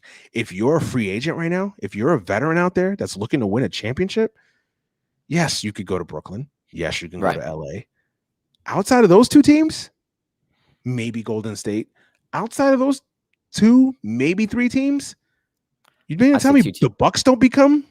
There's 2 teams that come to mind. Yeah, I think the Bucks become very attractive. And if I'm a shooter, I want to play with Zion because he needs a shooter. And if I want to make money, if I want to be the shooter, not a. But New Orleans is such a. What I'm saying is like, I get what you're saying. Because New Orleans desperately needs a shooter. I can be that shooter for Zion for the next 4 to 5 years. Sign me the fuck up. Get me paid. Right. I agree. But I'll use Milwaukee as an example. You mean to tell me that guy, like, if you're Lou Williams and you won a championship, you mean to tell me you don't want to sign with Milwaukee? Right. Go there, come off the bench for 20 minutes, be that scorer and that playmaker off the bench. Sometimes you could play together with Drew Holiday. Like, why not? Right. And you're getting Dante DiVincenzo back. Pat Connaughton's not going anywhere. So just by getting DiVincenzo back and healthy, that infinitely makes that team better. Then if you add a couple shooters to surround Giannis with, the core is set. Middleton and Giannis and Drew. Brook Lopez, you can phase him out eventually. You could phase PJ Tucker out eventually. You can add and take away pieces here and there, but the core is set, especially Middleton and Giannis. That's the core. This team's got life. Like, listen, I know I sound like I'm a homer right now. They've got a window, and it's up to them and their GM and their owner to take advantage of this right now. But Milwaukee's in an infinitely better spot today than they were 2 weeks ago, or they were last year, to be a possible dynasty in the NBA. I don't know if they'll be dynasty, but it's a possibility. But you know what I mean? Win multiple championships. The window is there. It's a big window too. Like when I say big window, I mean like 5, 6, 7. 26. Giannis is 26. Yeah, it could be like anywhere from like 6 to 8 years. Yeah, Kyrie, Harden, and KD, they're all 30 and above. KD's 32. Harden, people forget, is 31, I believe. 30, I never won anything either. Right. So everybody just acts like the Nets are just basically close your eyes and that's it. Write them in the finals. I don't know what this team's going to look like. Especially KD too. Like it's second year off of that injury. Like I don't know how he's going to respond off of that. Who knows how he's going to respond off of that? So yeah, I mean, like I said, I think you have to at least consider the Nets just based off of talent alone, because those are 3 of the most talented guys in the league, 3 of the top 10 most talented guys in the league. I don't think that's a question. But yeah, I think the window is wide open for the Bucks, and honestly, they have the biggest window out of anybody in the Eastern Conference. I think them and probably the Hawks, because I don't think the Hawks were a fluke. I think the Hawks are going to be around for a while. They need to add some pieces. They're not at the level the Bucks are yet. They'll probably take their bumps and bruises, and maybe they make it Eastern Conference Finals again next year or something like that, or Eastern Conference semis. But they'll be around for a little bit. But the Bucks right now have the biggest window in the East for sure. The Nets have a window, and it's wide open, but it's going to close in like a year or two. And Boston's the ultimate wild card, I will say. Yeah, I agree. Because if they figure out some of their roster construction issues and chemistry issues, they just need certain tweaks. Boston has a right. Yeah, there's just certain tweaks. I still like that roster. I still like that roster as is. Like, I do too. No moves, just add some tweaks here and there. Like I don't think they need to trade Jaylen Brown for Bradley Beal. I mean, that's redundant. To me, you get worse because you get. Yes, you get better offensively, but you get worse defensively. Right. And Jaylen and Jason like each other. Like you're not breaking. Yes, and they play well together. Yeah, they're fine. I don't think Boston has that much to go, So yeah, I'm with you, man. I'm with you. But great story for the league. Oh, before I guess we move on from the NBA, where do you put this finals performance from Giannis in the context of? Here's the thing. I don't have like this is the best finals ever in my head. I don't have that order in my head, but you cannot sit here and act like it's not one of the greatest finals performances of all time. You drop 40 twice, 50 once, down 0-2, come back, have 2 of the greatest plays in NBA finals history, one on the defensive end, one on the offensive end. It was nothing short of legendary. I don't know how I would rank finals performances in my head. I don't know who had the best finals. I don't know, but I know for a fact that if I was going to list like a top 5 or top 10, he absolutely would be in there. I don't even have to look at past finals performances. I know Isaiah had a couple. Magic and Bird probably had some. LeBron had his share. Jordan. I know that they're there, but it's very hard to beat 2 40-point games, a 50-point game in the closeout, and 2 legendary plays all in one series while coming back down 0-2. Like, how do you? Yeah. You know what I mean? There's just. I know right. Shaq had some dominant finals with the Lakers as well. Shaq was unbelievable. Like Shaq was so dominant that like it wasn't even a contest. It's like, oh, okay. Like against the Nets, like, all right, this series is over after game 1. Like you knew it was. So I mean, Shaq's probably up there as well. But if you're gonna have a conversation about like who had the greatest finals performance of all time, you at least have to mention this finals from Giannis. It may not be your answer at the end of the day, but it is at least in the discussion for sure. Yeah, I'm with you. I'm with you 100%. I mean, yeah, you can bring up Jordan obviously a few times. You can bring up a Kobe finals performance here and there. I mean, definitely against the Magic, where he was just clearly the best player on the court, and it wasn't even like to be debated. Most underrated play in that series, by the way, was the Lakers were down 4 in game 4. Kobe Bryant goes into lane, beautiful no look pass to Powell. No one ever talks about that pass. They were down 4. It looked like the Magic were going to win because of free throws, and Kobe. Spin move in the lane. I remember play pass to Powell. Lakers down 2. I was like, okay, Kobe. I love that's one of my favorite Kobe plays, and no one ever like talks about it. I never see it get played, but I just wanted to obviously you can bring up that series. You can bring up obviously, like I said, Jordan. You can bring up LeBron in some losing efforts. Has some tremendous finals runs. Listen, you're right. Where do we rank it? It's in the discussion. I would rank it there. I mean, it's in the discussion. I mean, I think it has to be there, whether you want to put it 1, whether you want it. I'm sure, some OG performances that we're not talking about in the 50s and 60s. Bill Russell, Bob Pettit. I'm sure Bob Pettit had a great finals run here and there. I think Rick Barry had some an incredible finals run some years back. And obvious. I mean, listen, just look at the numbers and just make your decision based on that. Look at the important details, and if you saw the games or watched or are capable of watching the games, just make your decision on that. Yeah, if you want to tell me that, this may not be, the top 3 performers, but it's in the top 5, sure. I don't even know how you didn't say it's top 3. I mean, the guy, like you said, 2 40-point games, iconic plays left and right, and then of course you drop 50 as the ultimate kind of like bookend to a series. It's efficient. It wasn't like volume. It was like efficient. Like it was. Yeah. And I'll end with this. I don't hate, but people always hate when I say, "Oh, superstars have to rise to the level of the moment and and there's certain games that a superstar is going to have to win." And people always say, "Oh, that's bullshit. That's cap. No, that doesn't exist." Blah, blah, blah, blah, blah. Watch Game 6.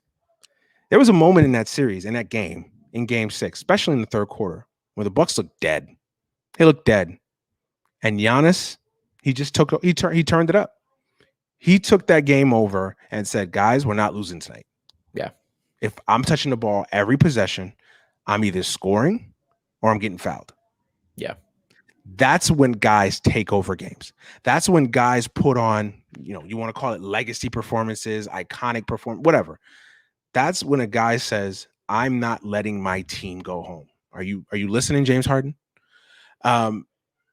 That's what James Harden needed to do Game 7, 2018. Yeah. When his team was missing 30-odd three-pointers in a row, James Harden needed to say, "Coach, give me the damn ball. Get the hell out of my way. Run every play through me. I'm either going to the line, getting fouled, or I'm scoring." And sometimes I may score by laying it up and getting fouled. Sometimes I may get a jump shot. Maybe I get a step back 3, but I am taking us home. That's what great players in these big moments do. And a lot of guys fall short of that. And like when people ask you like, "Oh, well, what does that mean exactly? What does that?" Chapter and verse, Game 6, 2021 NBA Finals. And Giannis. Because there was a stretch there where he literally took every single shot in that third quarter. Yeah.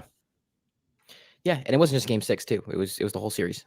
It was the whole series, which made it even better. I mean, like I said, like if he doesn't block Ayton's alley-oop, I mean, we're talking Suns up 3-1, and they might be champions right now. It's just little things like that, and he did it defensively too. It's not just scoring the basketball. He also saw the floor very well. I don't think he forced the issue. He made the right pass when he had to. They built the wall, and he passed out. He became a playmaker. He's a better passer than people give him credit for. He's always has been a good passer too. That's one thing I've always liked about Giannis. He's always been like a low-key, really good passer. He always had that. Listen, just to wrap this up, congratulations to the Bucks, man. Dude, good win. Good for the league. Good for that franchise. And good for Giannis, man. That's another thing, too. This kid took a lot of abuse, a lot of criticism. He got a lot of shit slinged on him, rightfully so. And I love when a guy takes the criticism and then actually works on his game and improves and works on the things that he gets good. Is he a finished product yet? No, not by any stretch.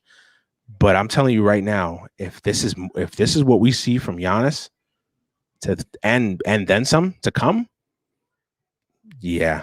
The sky's the limit for this dude. For sure. Really is. Ben Simmons, you listening? He actually worked on his game in the offseason and in the season as well. It's crazy. But even that, like, just to add the Ben Simmons point, right? Like Giannis still didn't shoot the 3 ball well. He still doesn't have really that good of an outside shot, but he didn't shy away from doing what he did best, and he stayed aggressive. My problem with Ben is like, okay, if you don't want to shoot the 3, if you still can't shoot the 3, okay, but still be aggressive.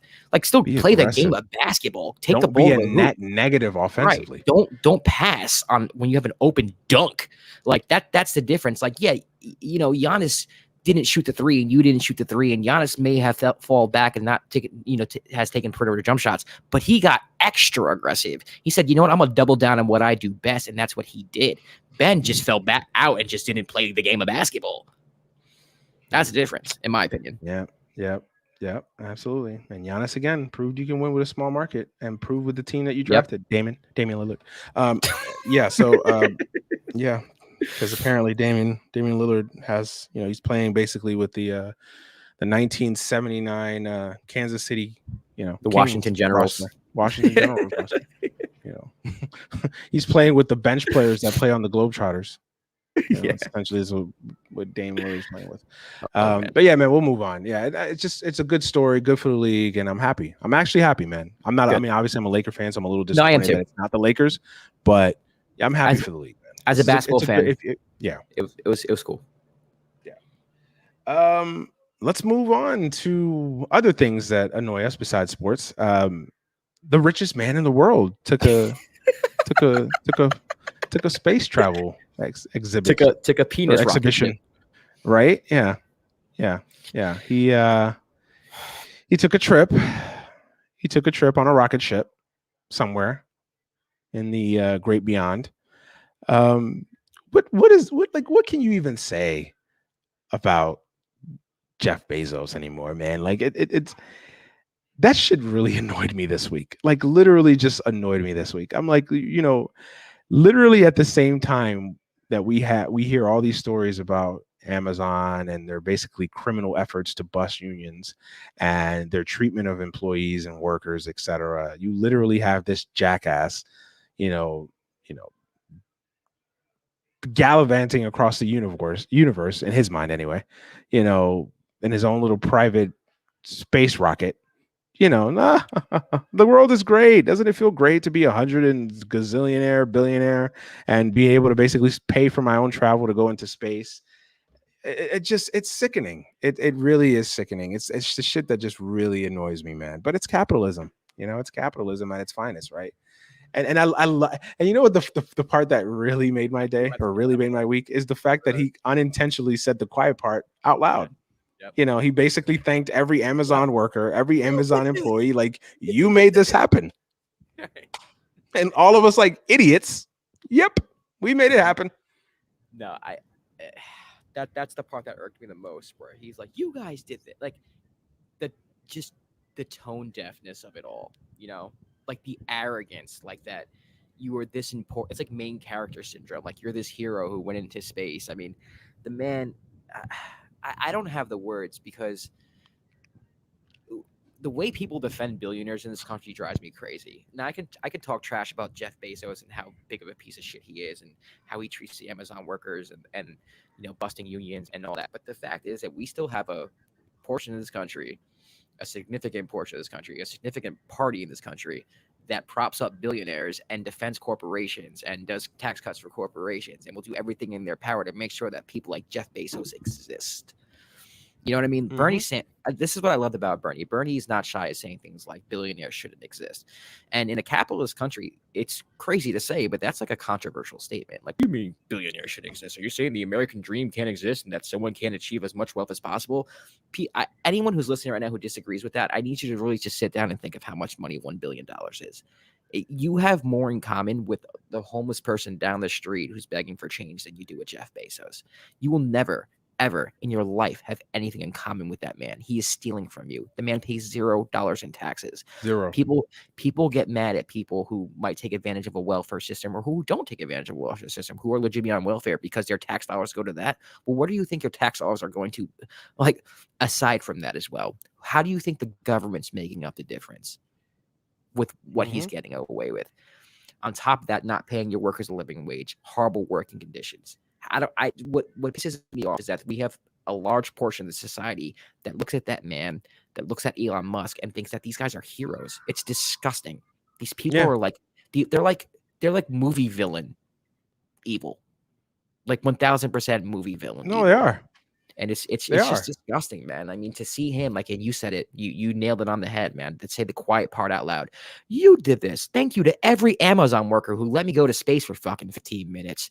That cost every Amazon worker that I treat like shit. Right. And, basically don't give bathroom breaks to, and this workers that don't. You could have had a $4 raise with the amount of money that I did with it. Like, come on, dude. Like the fact that you have to hoard this much money and don't have like just the human decency or the perspective to be like, you know what, I could change people's lives if I just kind of give them $4 more an hour instead of being worth $6 billion. I might be worth 4.5. Oh no. Like it's disgusting that these people even get press coverage. It's disgusting that if I type Jeff Bezos' name into Google right now, there's going to be like articles like Jeff Bezos goes to space. How cool. Like that's disgusting.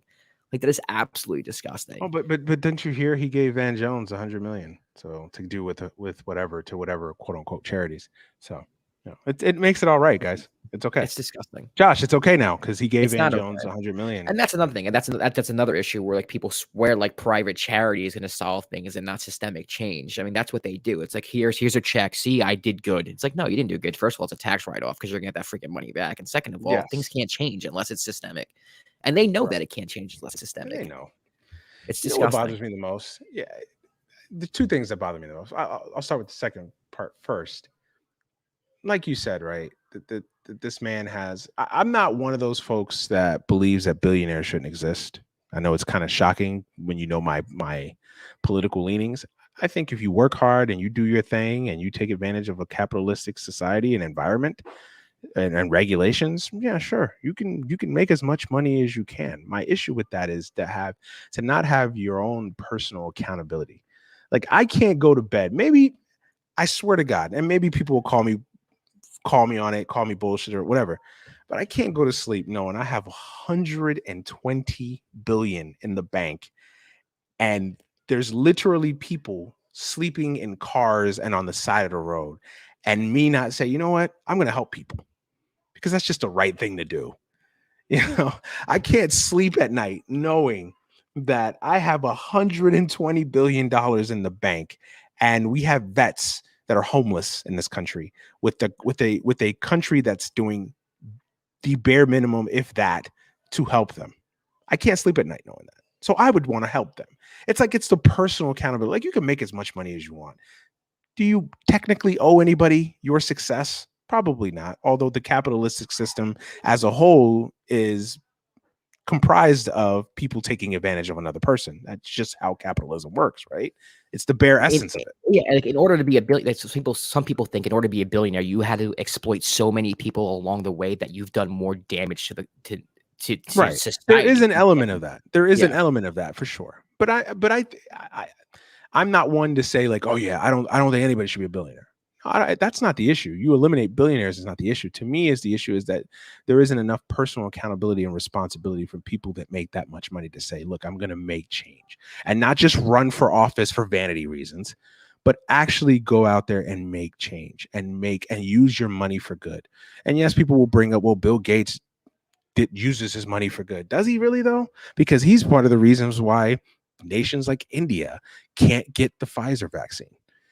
Because he's pals with a lot of these pharmaceutical companies, and he's made it so that different nations, different corporations, different companies can't, for patents and intellectual property situations, can't reproduce the vaccines across the world.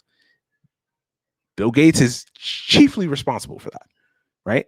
So is he really using his money for good? It's easy to go out there and say, I'm going to write a check to some small nation in Africa that you'll never see, and people that you'll never see and that'll never impact your life, but to actually make tangible change in people's lives. Like, FDR was a millionaire.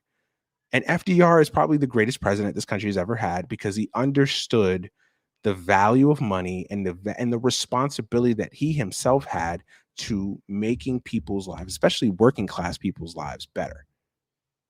Well, he understood the system, and that's the thing. Like, and he understood the country and how it works. Right, but Bezos and Elon Musk, they understand it, but they're on the opposite end where it's like they don't fucking care about us. That's the difference. FDR understood how it worked. He's like, he understood that workers needed rights. You needed to unionize. You needed to put the power in the hands of workers. Where Bezos and Elon Musk are the exact opposite, where it's like, I don't want my company unionizing. I don't want my workers to have any rights. And people might think that's exaggeration, but it's literally not. These people have true. Go read it. Go look it up. Literally have fought against workers' rights and unionization. It's disgusting. It's disgusting. I just think the hero worship of them bothers me more than them themselves, if that makes any sense. Because yes, they're pieces of shit. I understand that. There's gonna be pieces of shit everywhere. But the fact that there's so many people that look up to them, like I had a conversation with someone the other day, my friend's father, who said that he thinks Elon Musk should run for president. And I pushed back, and I was like, no. He's like, why not? He's like, he wouldn't be his reasoning was like, he's so rich that he wouldn't have to respond to anybody. And I responded, I was like, he's so rich that he doesn't give a damn about any workers and their rights and the working class. Yeah, and then on top of that, he's on the wrong side of every social issue you could possibly think of. That's another thing. And that's the other thing. Like, we need to stop thinking that like money is the fix for all issues going on in the world, right? Like, not just that, but money's not a key to morality. Just because you are rich doesn't mean you are a moral human being and that you are a good person. A lot of people equivocate being rich with being smart and being kind and doing things the right way. A lot of the times, a lot of people fail up. Let's be honest. A lot of fucking people fail up. Donald Trump failed up. Donald Trump has been failing his whole freaking life, and he was president of the United States of America.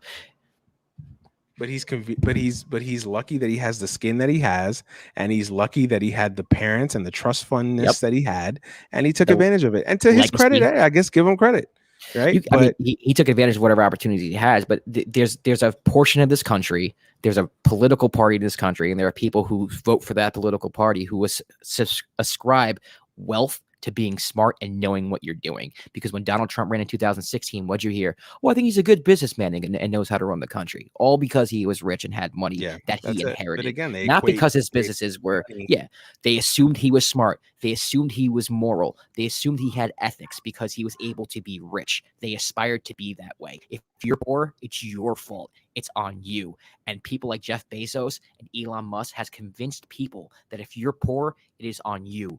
You need to work harder. It's your problem. It's not my problem. Look what I did. I invented Amazon. You could be just like me. They turn it around and they blame it on you. And whenever you need help from the government, they say, whoa, what? You shouldn't need help from the government. The government's bad. We're the good guys. It's so backwards. And it's so crazy to me that people actually buy into it and believe it. Like these guys, like I said, they are literal like movie villains, and the fact that people can't see it is just mind blowing to me. I'm more frustrated at that than the fact that these guys even exist, because at the end of the day, like these guys can't exist the way they do if we're not propping them up ourselves. Yeah, man, you're absolutely right. It's sickening. It's the hero worship that exists with these people. It's it's so, the fact that Jeff Bezos owns a newspaper in this country, like literally owns one of the powerful, basically one of the newspapers of record, and like literally no one has a problem with it. No one even bats an eye about it at this point. It's just it's a crime. It really is. But hey, that should 1,000%. It should be absolutely be illegal. It should be, but it won't be, because he's a superhero. He's a real life superhero. Those are the folks that we equate as superheroes, not teachers, not community activists, not nurses, doctors, lawyers. These are the people that we equate as superheroes. Jeff Bezos, Elon Musk, Michael Bloomberg. Oh God, fuck! Like these morons, these individuals that half the time fail up in life, but and that's not taking away anything from Jeff Bezos' genius when it comes to his business. That's not taking anything away from Elon Musk. Like there's a lot of things. I've read a lot of things on Elon Musk. I think he's brilliant when it comes to business and his innovation. That's not taking anything away from these individuals. Like the same vein, I can say that Jeff Bezos is a piece of shit. I can also give him credit for saying he's a genius who is an incredibly smart man who developed a flawless business model. You can say that, and also say he's a piece of shit who doesn't pay taxes. He's a narcissist. They're sociopaths. These guys are sociopaths. I mean, it's just the interviews that he gave after that fucking space trip. Oh God, just rubs you. And like you said it best, the tone deafness of it. That's what bothers me as well. It's like the tone deafness of it all. It's like you literally have those interviews. You literally have that coverage right now, as we are literally dealing with a pandemic that is affecting the globe, not just America, but the globe. Literally have countries that don't even have enough resources to provide their folks with the vaccine. That Jeff Bezos could probably assist with that, but no, he's taking a trip to space. But hey, my Prime membership paid for it. Your Prime membership paid for it. I'm so happy to see. I'm so happy, Jeff. To see my hero go to space for 15 seconds. Oh, it was so worth it. So worth it. Yeah. That money could have went to funding Medicare for all, but you know what? No.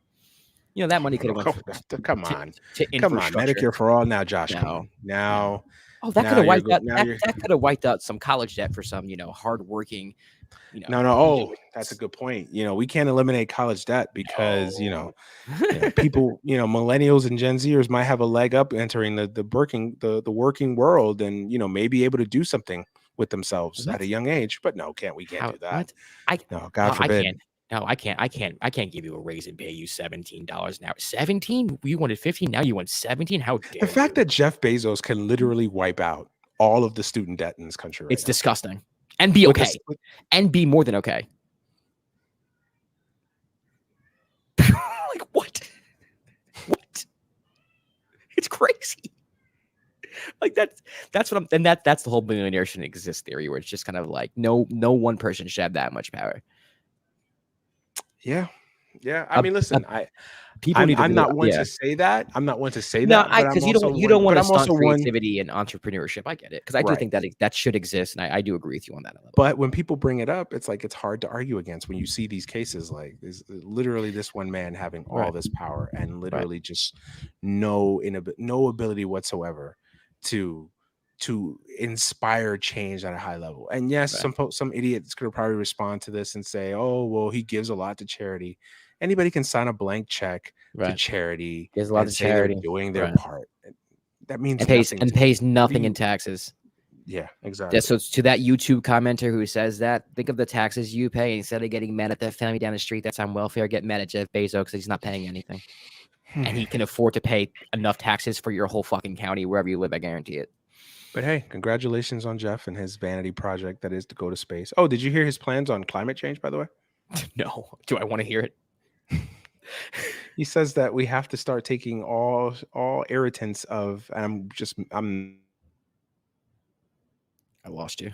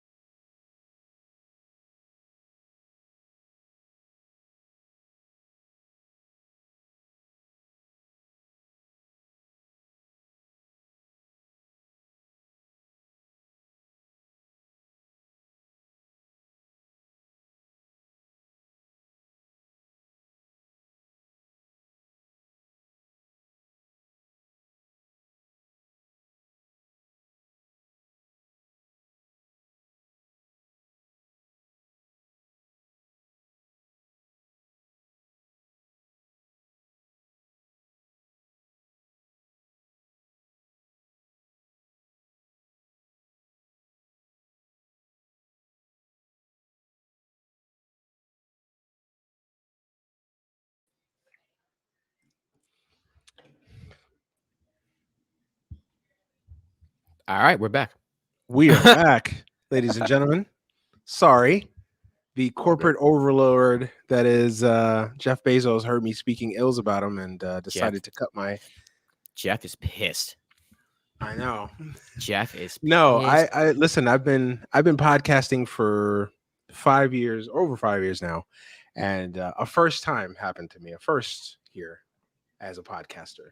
Forgot to charge my laptop and didn't plug it up, didn't do anything, and it died midstream, mid podcast. So my apologies, folks. We are back live. Hey, it happens, Jeff. You know. Yeah, I blame Jeff too. It sounds better. So maybe this is just an excuse to get Jeff off my back, and maybe that just didn't happen. So we're just gonna keep going. We're just gonna keep rocking. Jeff Bezos, you are doing great things for the world. Love you. Don't cut me off again. You are a wonderful human being. You are a wonderful man. Keep doing all the great things that you are doing, the great service that you bring our nation. You are a hero to us all. And actually, I shouldn't even say the nation. It's very limiting to the entire universe, sir, because you are now heading in areas that we, us mere mortals, may never go. Space and beyond. Facts. God. So no more Jeff Bezos. No, but right. I do have to say his plan, his wonderful plan to eradicate, climate change. He says, and I'm paraphrasing here. Basically, we have to rid ourselves of all the issues and all the things that pollute our environment and put it in space and preserve Earth as this beacon and bastion of oxygen and fresh water and all those great things. So simply just taking pollution and toxins and viruses and fossil fuels and all that and just shipping it off to space, putting it in Venus or wherever, and that's it. I hate him.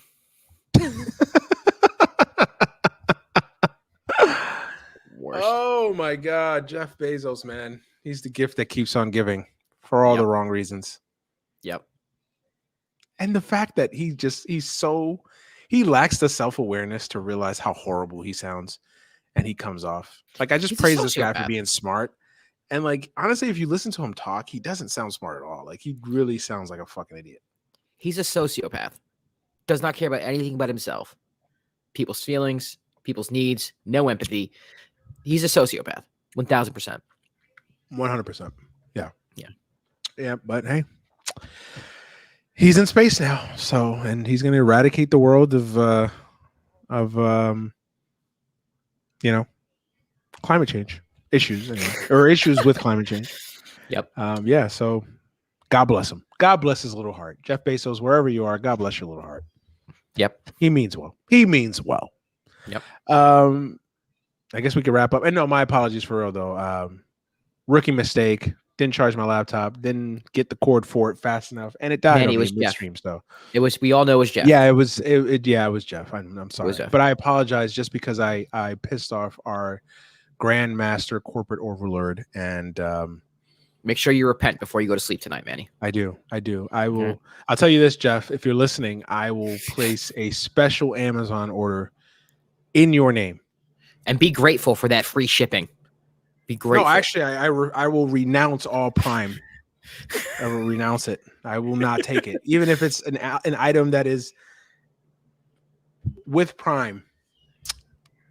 I just won't. I won't even do it. I won't. I will renounce all Prime at all. Yep. Praise be.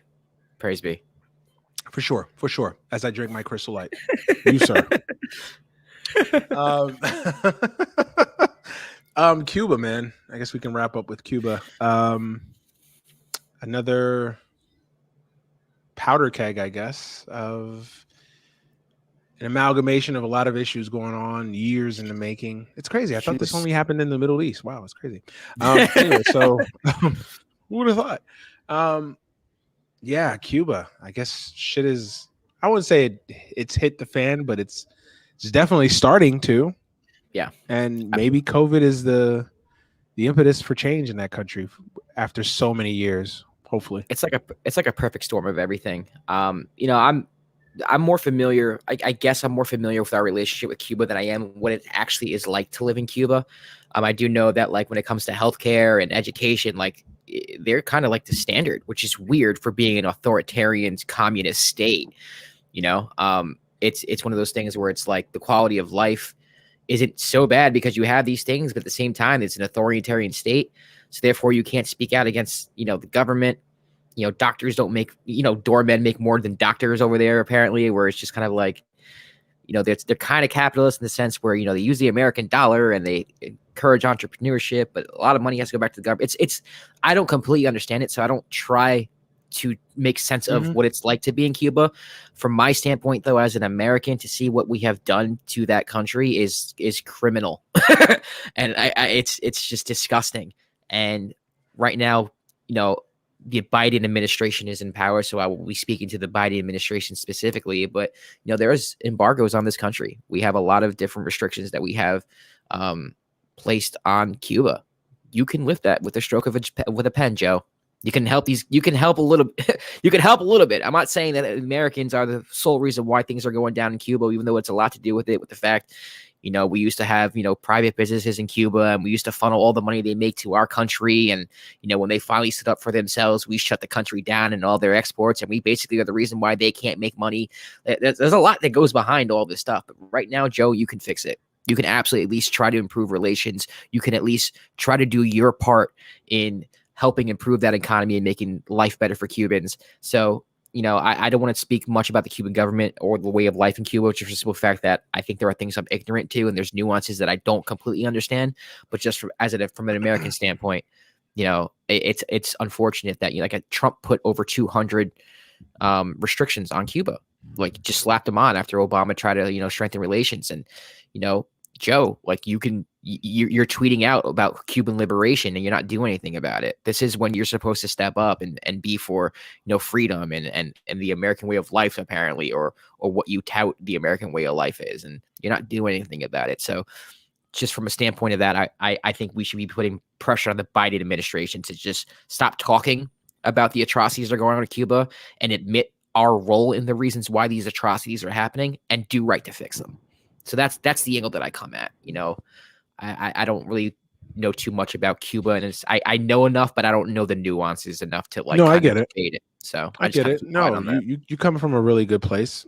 Yeah, and it's a fair place, and you're not wrong on anything that you just said.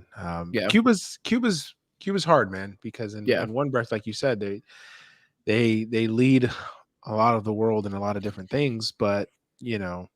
I just hate when we try to simplify the argument as, oh, see, communism doesn't work. See, no, it's a whole lot of things. Communism doesn't work. Like, no, it's not. It's not just communism. It's communism mixed with authoritarianism and totalitarianism, but also like causes. And they also got into where they were because of capitalism. Like that's what they think. They're communists now. They're communists now, but before all this happened, it was a capitalist society that was basically just run by the American government. America was taking all their profits. Yes, and then on top of that, we cannot ignore the fact that the embargo has had a lot to do with why this country is in the shape that it's in. Like you cannot ignore that. It's a fact. Yes, and we need to talk about it. Like, exactly. And listen, Cuba is the greatest example of the U.S. foreign policy disaster, or the disaster that is U.S. foreign policy over the last 70 years. They're a chief example of that. You know, from everything going on in the Middle East with Israel and Palestine, and of course, obviously, chapter and verse Iraq, you know, Saudi Arabia, you know, Iran, Syria. I mean, go on and on, right? To Cuba. They are a chief example of why the U.S. foreign policies, I don't even want to say strategy, but I'll say it for lack of a better word, for the U.S. foreign policy strategy is a joke. Right. Because it's like we've enabled this to happen. And then and what I love about it too is like you can make the case that on two fronts we've been responsible for the downfall of Cuba. Obviously, the capitalistic society that existed before the Castros took over, and then obviously the embargo. and Right. all the issues that has caused, right? But then we sit on our high horse and then we throw stones living from our fucking glass house. You see what communism, but the fact of the matter, the fact is, it is true though. Like the Castros, and they do play a role. Like, you know, they do play a role, but to sit there and say that it's only Castro, it's only this, right? It's only that. It's such a nuanced situation, right? That it's not just communism. It's a very tricky situation in the sense where it's like capitalism led to communism. It was almost like a worst case of like Marxism, if that makes any sense. Like capitalism led to communism, but you got into the wrong hands of Castro and an authoritarian who just basically abused the powers. And listen, this may be unpopular, but I don't give a fuck about saying unpopular things, you know. But Castro isn't this monster that the American media will have you believe. Listen, Fidel Castro is probably one of the most complicated figures of the 20th century. He is, because there's a lot of good there in Castro and what he did. A lot of bad though. And there's a lot of bad. The bad is, and the bad is really bad, right? Listen, I'm not sitting here trying to defend Fidel Castro and say that he's an angel or that he's, you know, we should basically worship him like our great father, Jeff Bezos. What I'm saying is that he's a complicated figure in history. Yeah. A lot of good mixed with a lot of bad. The bad was really bad. There was a lot of really good too, though. And how do you split the difference, right? And yeah, it's easy for me to say that because I'm not Cuban. I don't have Cuban ancestors. I don't have Cuban fathers and mothers and grandparents that have been persecuted by this government. So it's easy for me to say that. And I totally understand my privilege there. But I just get annoyed when we let American media tell us about Fidel Castro when there's a lot of complicated things, and issues when analyzing Fidel Castro. Yeah, and listen, we're not going to even do it in a segment. Hell, it's going to take a series of podcasts to dissect that, right? Because again, I mean, it's something I'm not even. I'm not even comfortable talking about it myself. And I'm not. And listen, I'm not trying to be a genius here. I know a little, obviously, because I know a little bit, but I'm not an expert. I don't know what the hell's going on in Cuba, or I'm not there. I'm not boots on the ground to tell you, yep, this is what's going on. And it started with the Fidel Castro regime, and then his brother, and then now the president. And listen, a lot of things have gone wrong in Cuba. And I think it took COVID-19 to really kind of shine the light on it and really bring those issues to a forefront. And that's what you're seeing right now. And it's sad because Cuba is such a beautiful nation. It really is. It's a beautiful nation with a lot of great architecture, great history, great tradition, great resources. And it's sad that they've been ravaged by such turmoil for the last 70, 75 years. And every U.S. president since Eisenhower has failed that nation. They really have. I mean, literally, has failed that nation because the only one embargoes, Obama didn't necessarily. He's the only one who doesn't get an F in my book. He's the only one. Yeah, but he gets a D. Yeah, but C minus. Okay. I mean, yeah. Listen, no. I mean, okay. I'll give him a C. He at least tried. And he didn't pay lip service to trying. He actually did try. The wild thing to me about that whole thing, and this is it's going to come across as kind of arrogant and who the heck are you to say this? But the wild thing to me is that there's so many Cubans in Florida who hate Obama because they think he's socialist. And don't get me started. And he was listen, you know what? By far the friendliest president to the Cubans that we've had. Gosh, you did it. See, I'm sorry, I had to go there, man.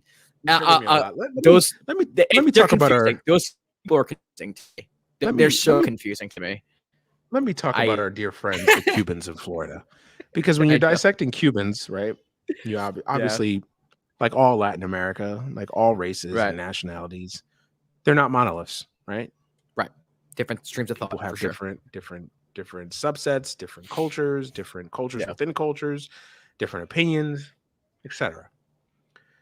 I will say this: our Cuban friends in South Florida are very interesting. Very interesting. They are the biggest group of people that annoys me in this country right now. Because for decades, these are the same people who have supported some of the most right-wing governments this nation could have seen. Avid supporters of Bush, avid supporters of Trump, right? Trump, who's a person who put was it 280 something like what he did for relations for Cuba, like he set it back like 2 decades. Yeah. So the fact that 240 sanctions, over 240 sanctions, and the fact that these individuals, right? These individuals, these Cubans in South Florida who come here and play such a vital, integral role in politics in this country, they come here and have such disgusting right-wing views, right? They're not a friend of minority communities across. Like Cubans are very a lot of these Cubans in South Florida are very racist and are very destructive to a lot of the causes that you and I both believe in. And it's an yes, daughter of mine.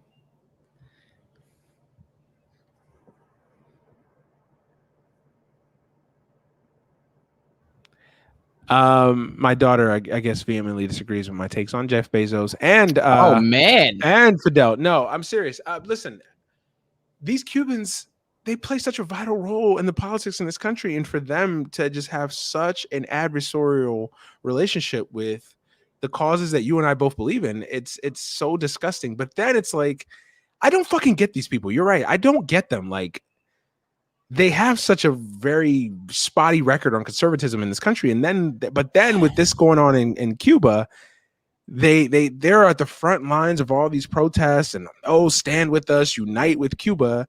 They want black people to unite with them, but yet they don't support Black Lives Matter. They don't support any issues and any movements that help with race relations and equity in the black community at all. What are these, like, what is, listen, for a long time, I've always wondered what is, like, I would literally love to like dissect the brains of some of these Cubans in South Florida and really like pick their brains and see what the fuck they're actually thinking, because it doesn't even make sense to me. This is what I think it is. So right now it's a communist state that is under authoritarian leadership. And I think socialism and communism gets confused all the time. So my thinking is that they see an authoritarian in power. They see a country that is impoverished and is just heavily sanctioned and is just not doing well economically and is basically on the brink of collapsing. And they say, well, hey, we're a communist state. It's got to be because of that.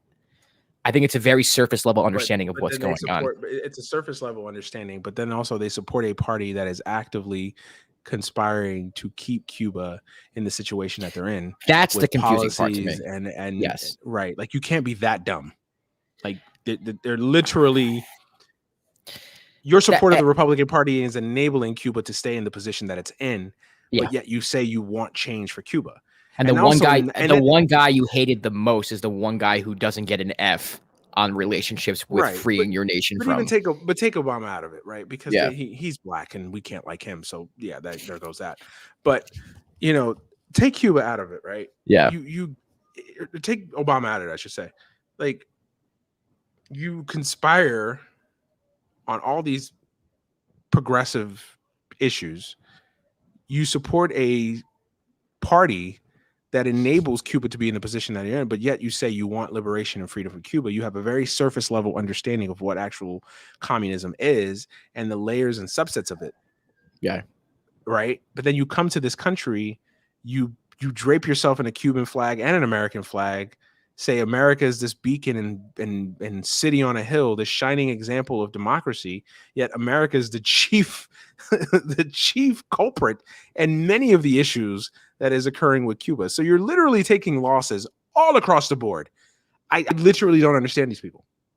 Yeah. And I think a few years ago, like when I first got into politics and I got into Cuba, like my whole thing was kind of like, well, they live it, they know it, so I'm not going to sit here and tell them what's going on in their country. And that kind of changed for me when I started realizing, like, oh, well, there's like Americans who don't understand what's going on in America. There's a lot of people that don't. Yeah. Well, so I just kind of chalk it up to that one.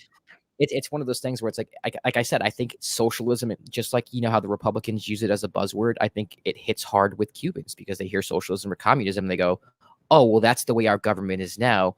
That's the reason why. AOC, socialism. Oh, okay. She's Fidel Jr. Okay, so we can't like her. And to be honest with you, I mean, there are Cubans in South Florida. It's not as much, but there are Cubans as well who, like, I seen like counter protests to Cuban protests where, like, I've seen videos of Cubans arguing with each other, like this is not social, that's not social, like trying to like plead Mhm. with their right wing, fellow Yeah. Cubans that like you don't know what socialism is. Like they're not like I've seen Biden supporters of Cuban Biden supporters say that type of stuff. So yeah, I mean, like I said, that's why I try my best to stay out of it, just for the simple fact that like I said, I don't know what it's like being in Cuba. There is something to the fact that it is an authoritarian state. And while it's an authoritarian state, it is under communist rule. So I do I do understand why someone would associate communism with the fact that this is why we are where we're at. But it's also kind of like weird where it's like, well, if you're Cuban, you should kind of know the history of your country and how you got there and who has sanctions on your country. Like there's so many Cubans. Like it's just mind boggling. There's so many Cubans who love Donald Trump, and this dude dropped over again 240 sanctions on you to limit your country from thriving economically. Yeah, like that's yeah. Like not one, like chief not two, responsibility for the many three. of the issues going on in Cuba. And again, that's not wiping the slate of the Castro regime and the communist regime and saying that they don't hold some responsibility. Listen, they're all responsible. They're all responsible. And Cuba is an amalgamation of a lot of the issues that plague America and American foreign policy. And it has to be said. It literally has to be said. And it's crazy that COVID has kind of shine the light and has enhanced this to the forefront, because these issues have always existed in Cuba now, but now it's like it's coming to the forefront. Now, obviously, it took a pandemic to really bring these things to light, or not bring it to light like we didn't know, like basically shine a light on these things and say, okay, this is a problem in Cuba. You have food shortages. You have people that can't get the vaccine. Remember that thing we talked about earlier about, billionaires having more of a, that thing. Yeah. So that's still going on in Cuba as well. Obviously you have the communist regime. You have a failure to protect their people, or at least from their perspective, of failure. Now, of course, the Cuban government is going to say that this is all deployed by the U.S. government to basically overthrow and undermine their regime, which could essentially be true. I mean, listen, America getting involved in other countries, come on, that never happens, Josh. But yeah, it's part of the deal here. And listen, I just, a lot of stuff has been written about Cuba over the last couple weeks, and I implore everybody to kind of do your research on Cuba if you're interested and see what's going on out there. Listen, we're not experts. I'm not going to sit here. I know a little bit, obviously, because my mom. Same. And family members, obviously, they live in Florida and they have a lot of Cuban friends, and we have a lot of family friends that are Cuban.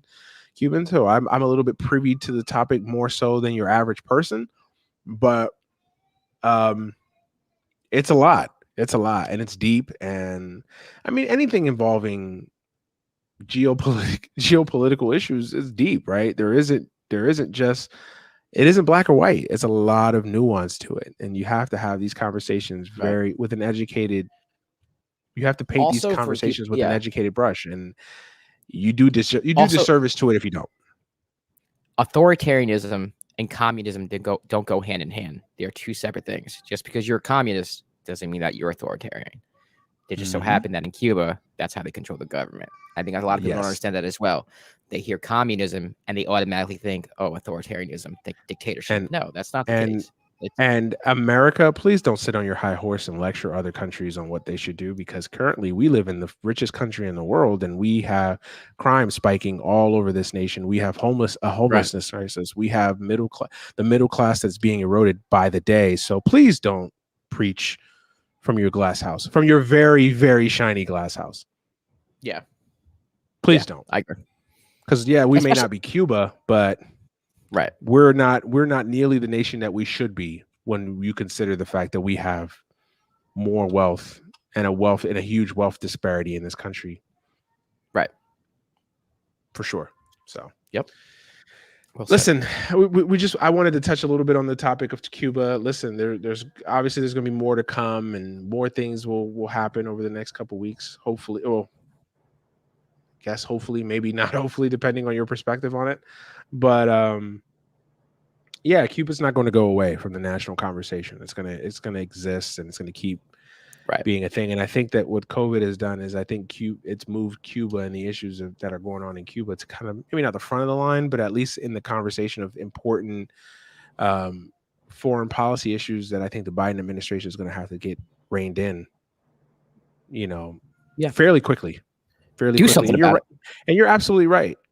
Do something about it. Do something about it. With the stroke of a pen, you can make changes and you can lift all those. You just reverse those Trump sanctions. Do something about it. But Josh, Facebook is killing us. That's the real enemy. So it's killing us. Do something about it. And listen, they can't. I'm sure it's killing Cubans too. Facebook is killing Cubans, not hunger. There's other things that Cuba has to take care of itself too. Don't get me wrong, but like, do your part. Just do your part, and I'll have no problem with you, Joe, on this issue. Mm-hmm. Yep, I 100% agree with you, man. 100% agree with you. All right, man. I think we got through it all. Eventful show.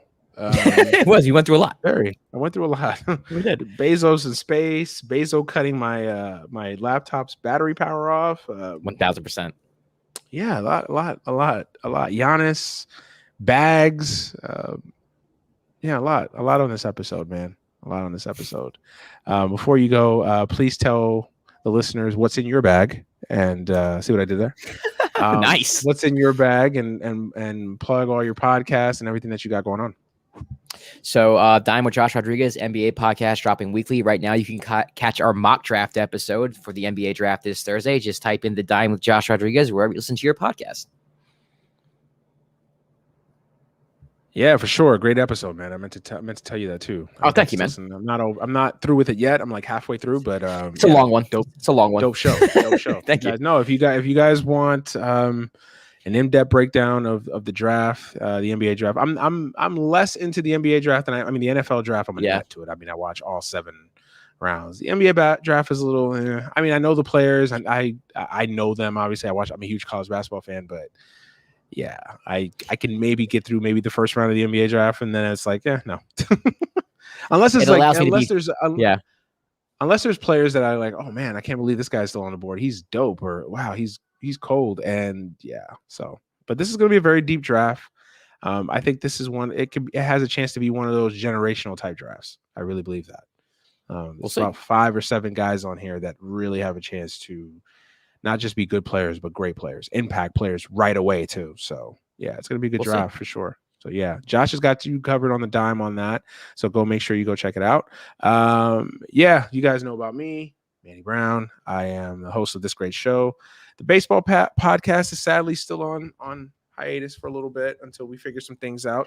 But who knows? Maybe there might be some news to share in the near future on that one. But until then, I got you covered on MLB Bro. So basically check it out every week.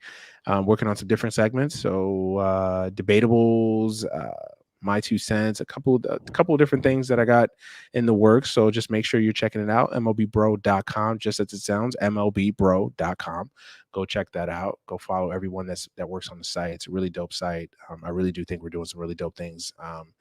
Just go check it out. Support the work. And if you're a fan of MLB and you're a fan of black baseball players and black and brown baseball players, I should say, definitely go check that out. It's a good cause. It's a good thing. And I really think we're doing something really dope there.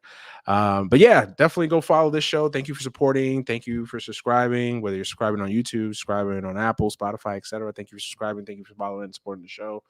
Without you guys, there is no show. So definitely got to say that. As always, you can follow me right there at the Manuel Brown on Instagram, Twitter, etc. Facebook, Manny Brown or Manuel Brown. Check it out. Snapchat, Manny Bro 15. I'm everywhere. So except TikTok. Maybe. We'll see. Before the year's over. Maybe. I might do. Who knows? We might listen. We've reached a weird part of the schedule where it's like baseball's dog days.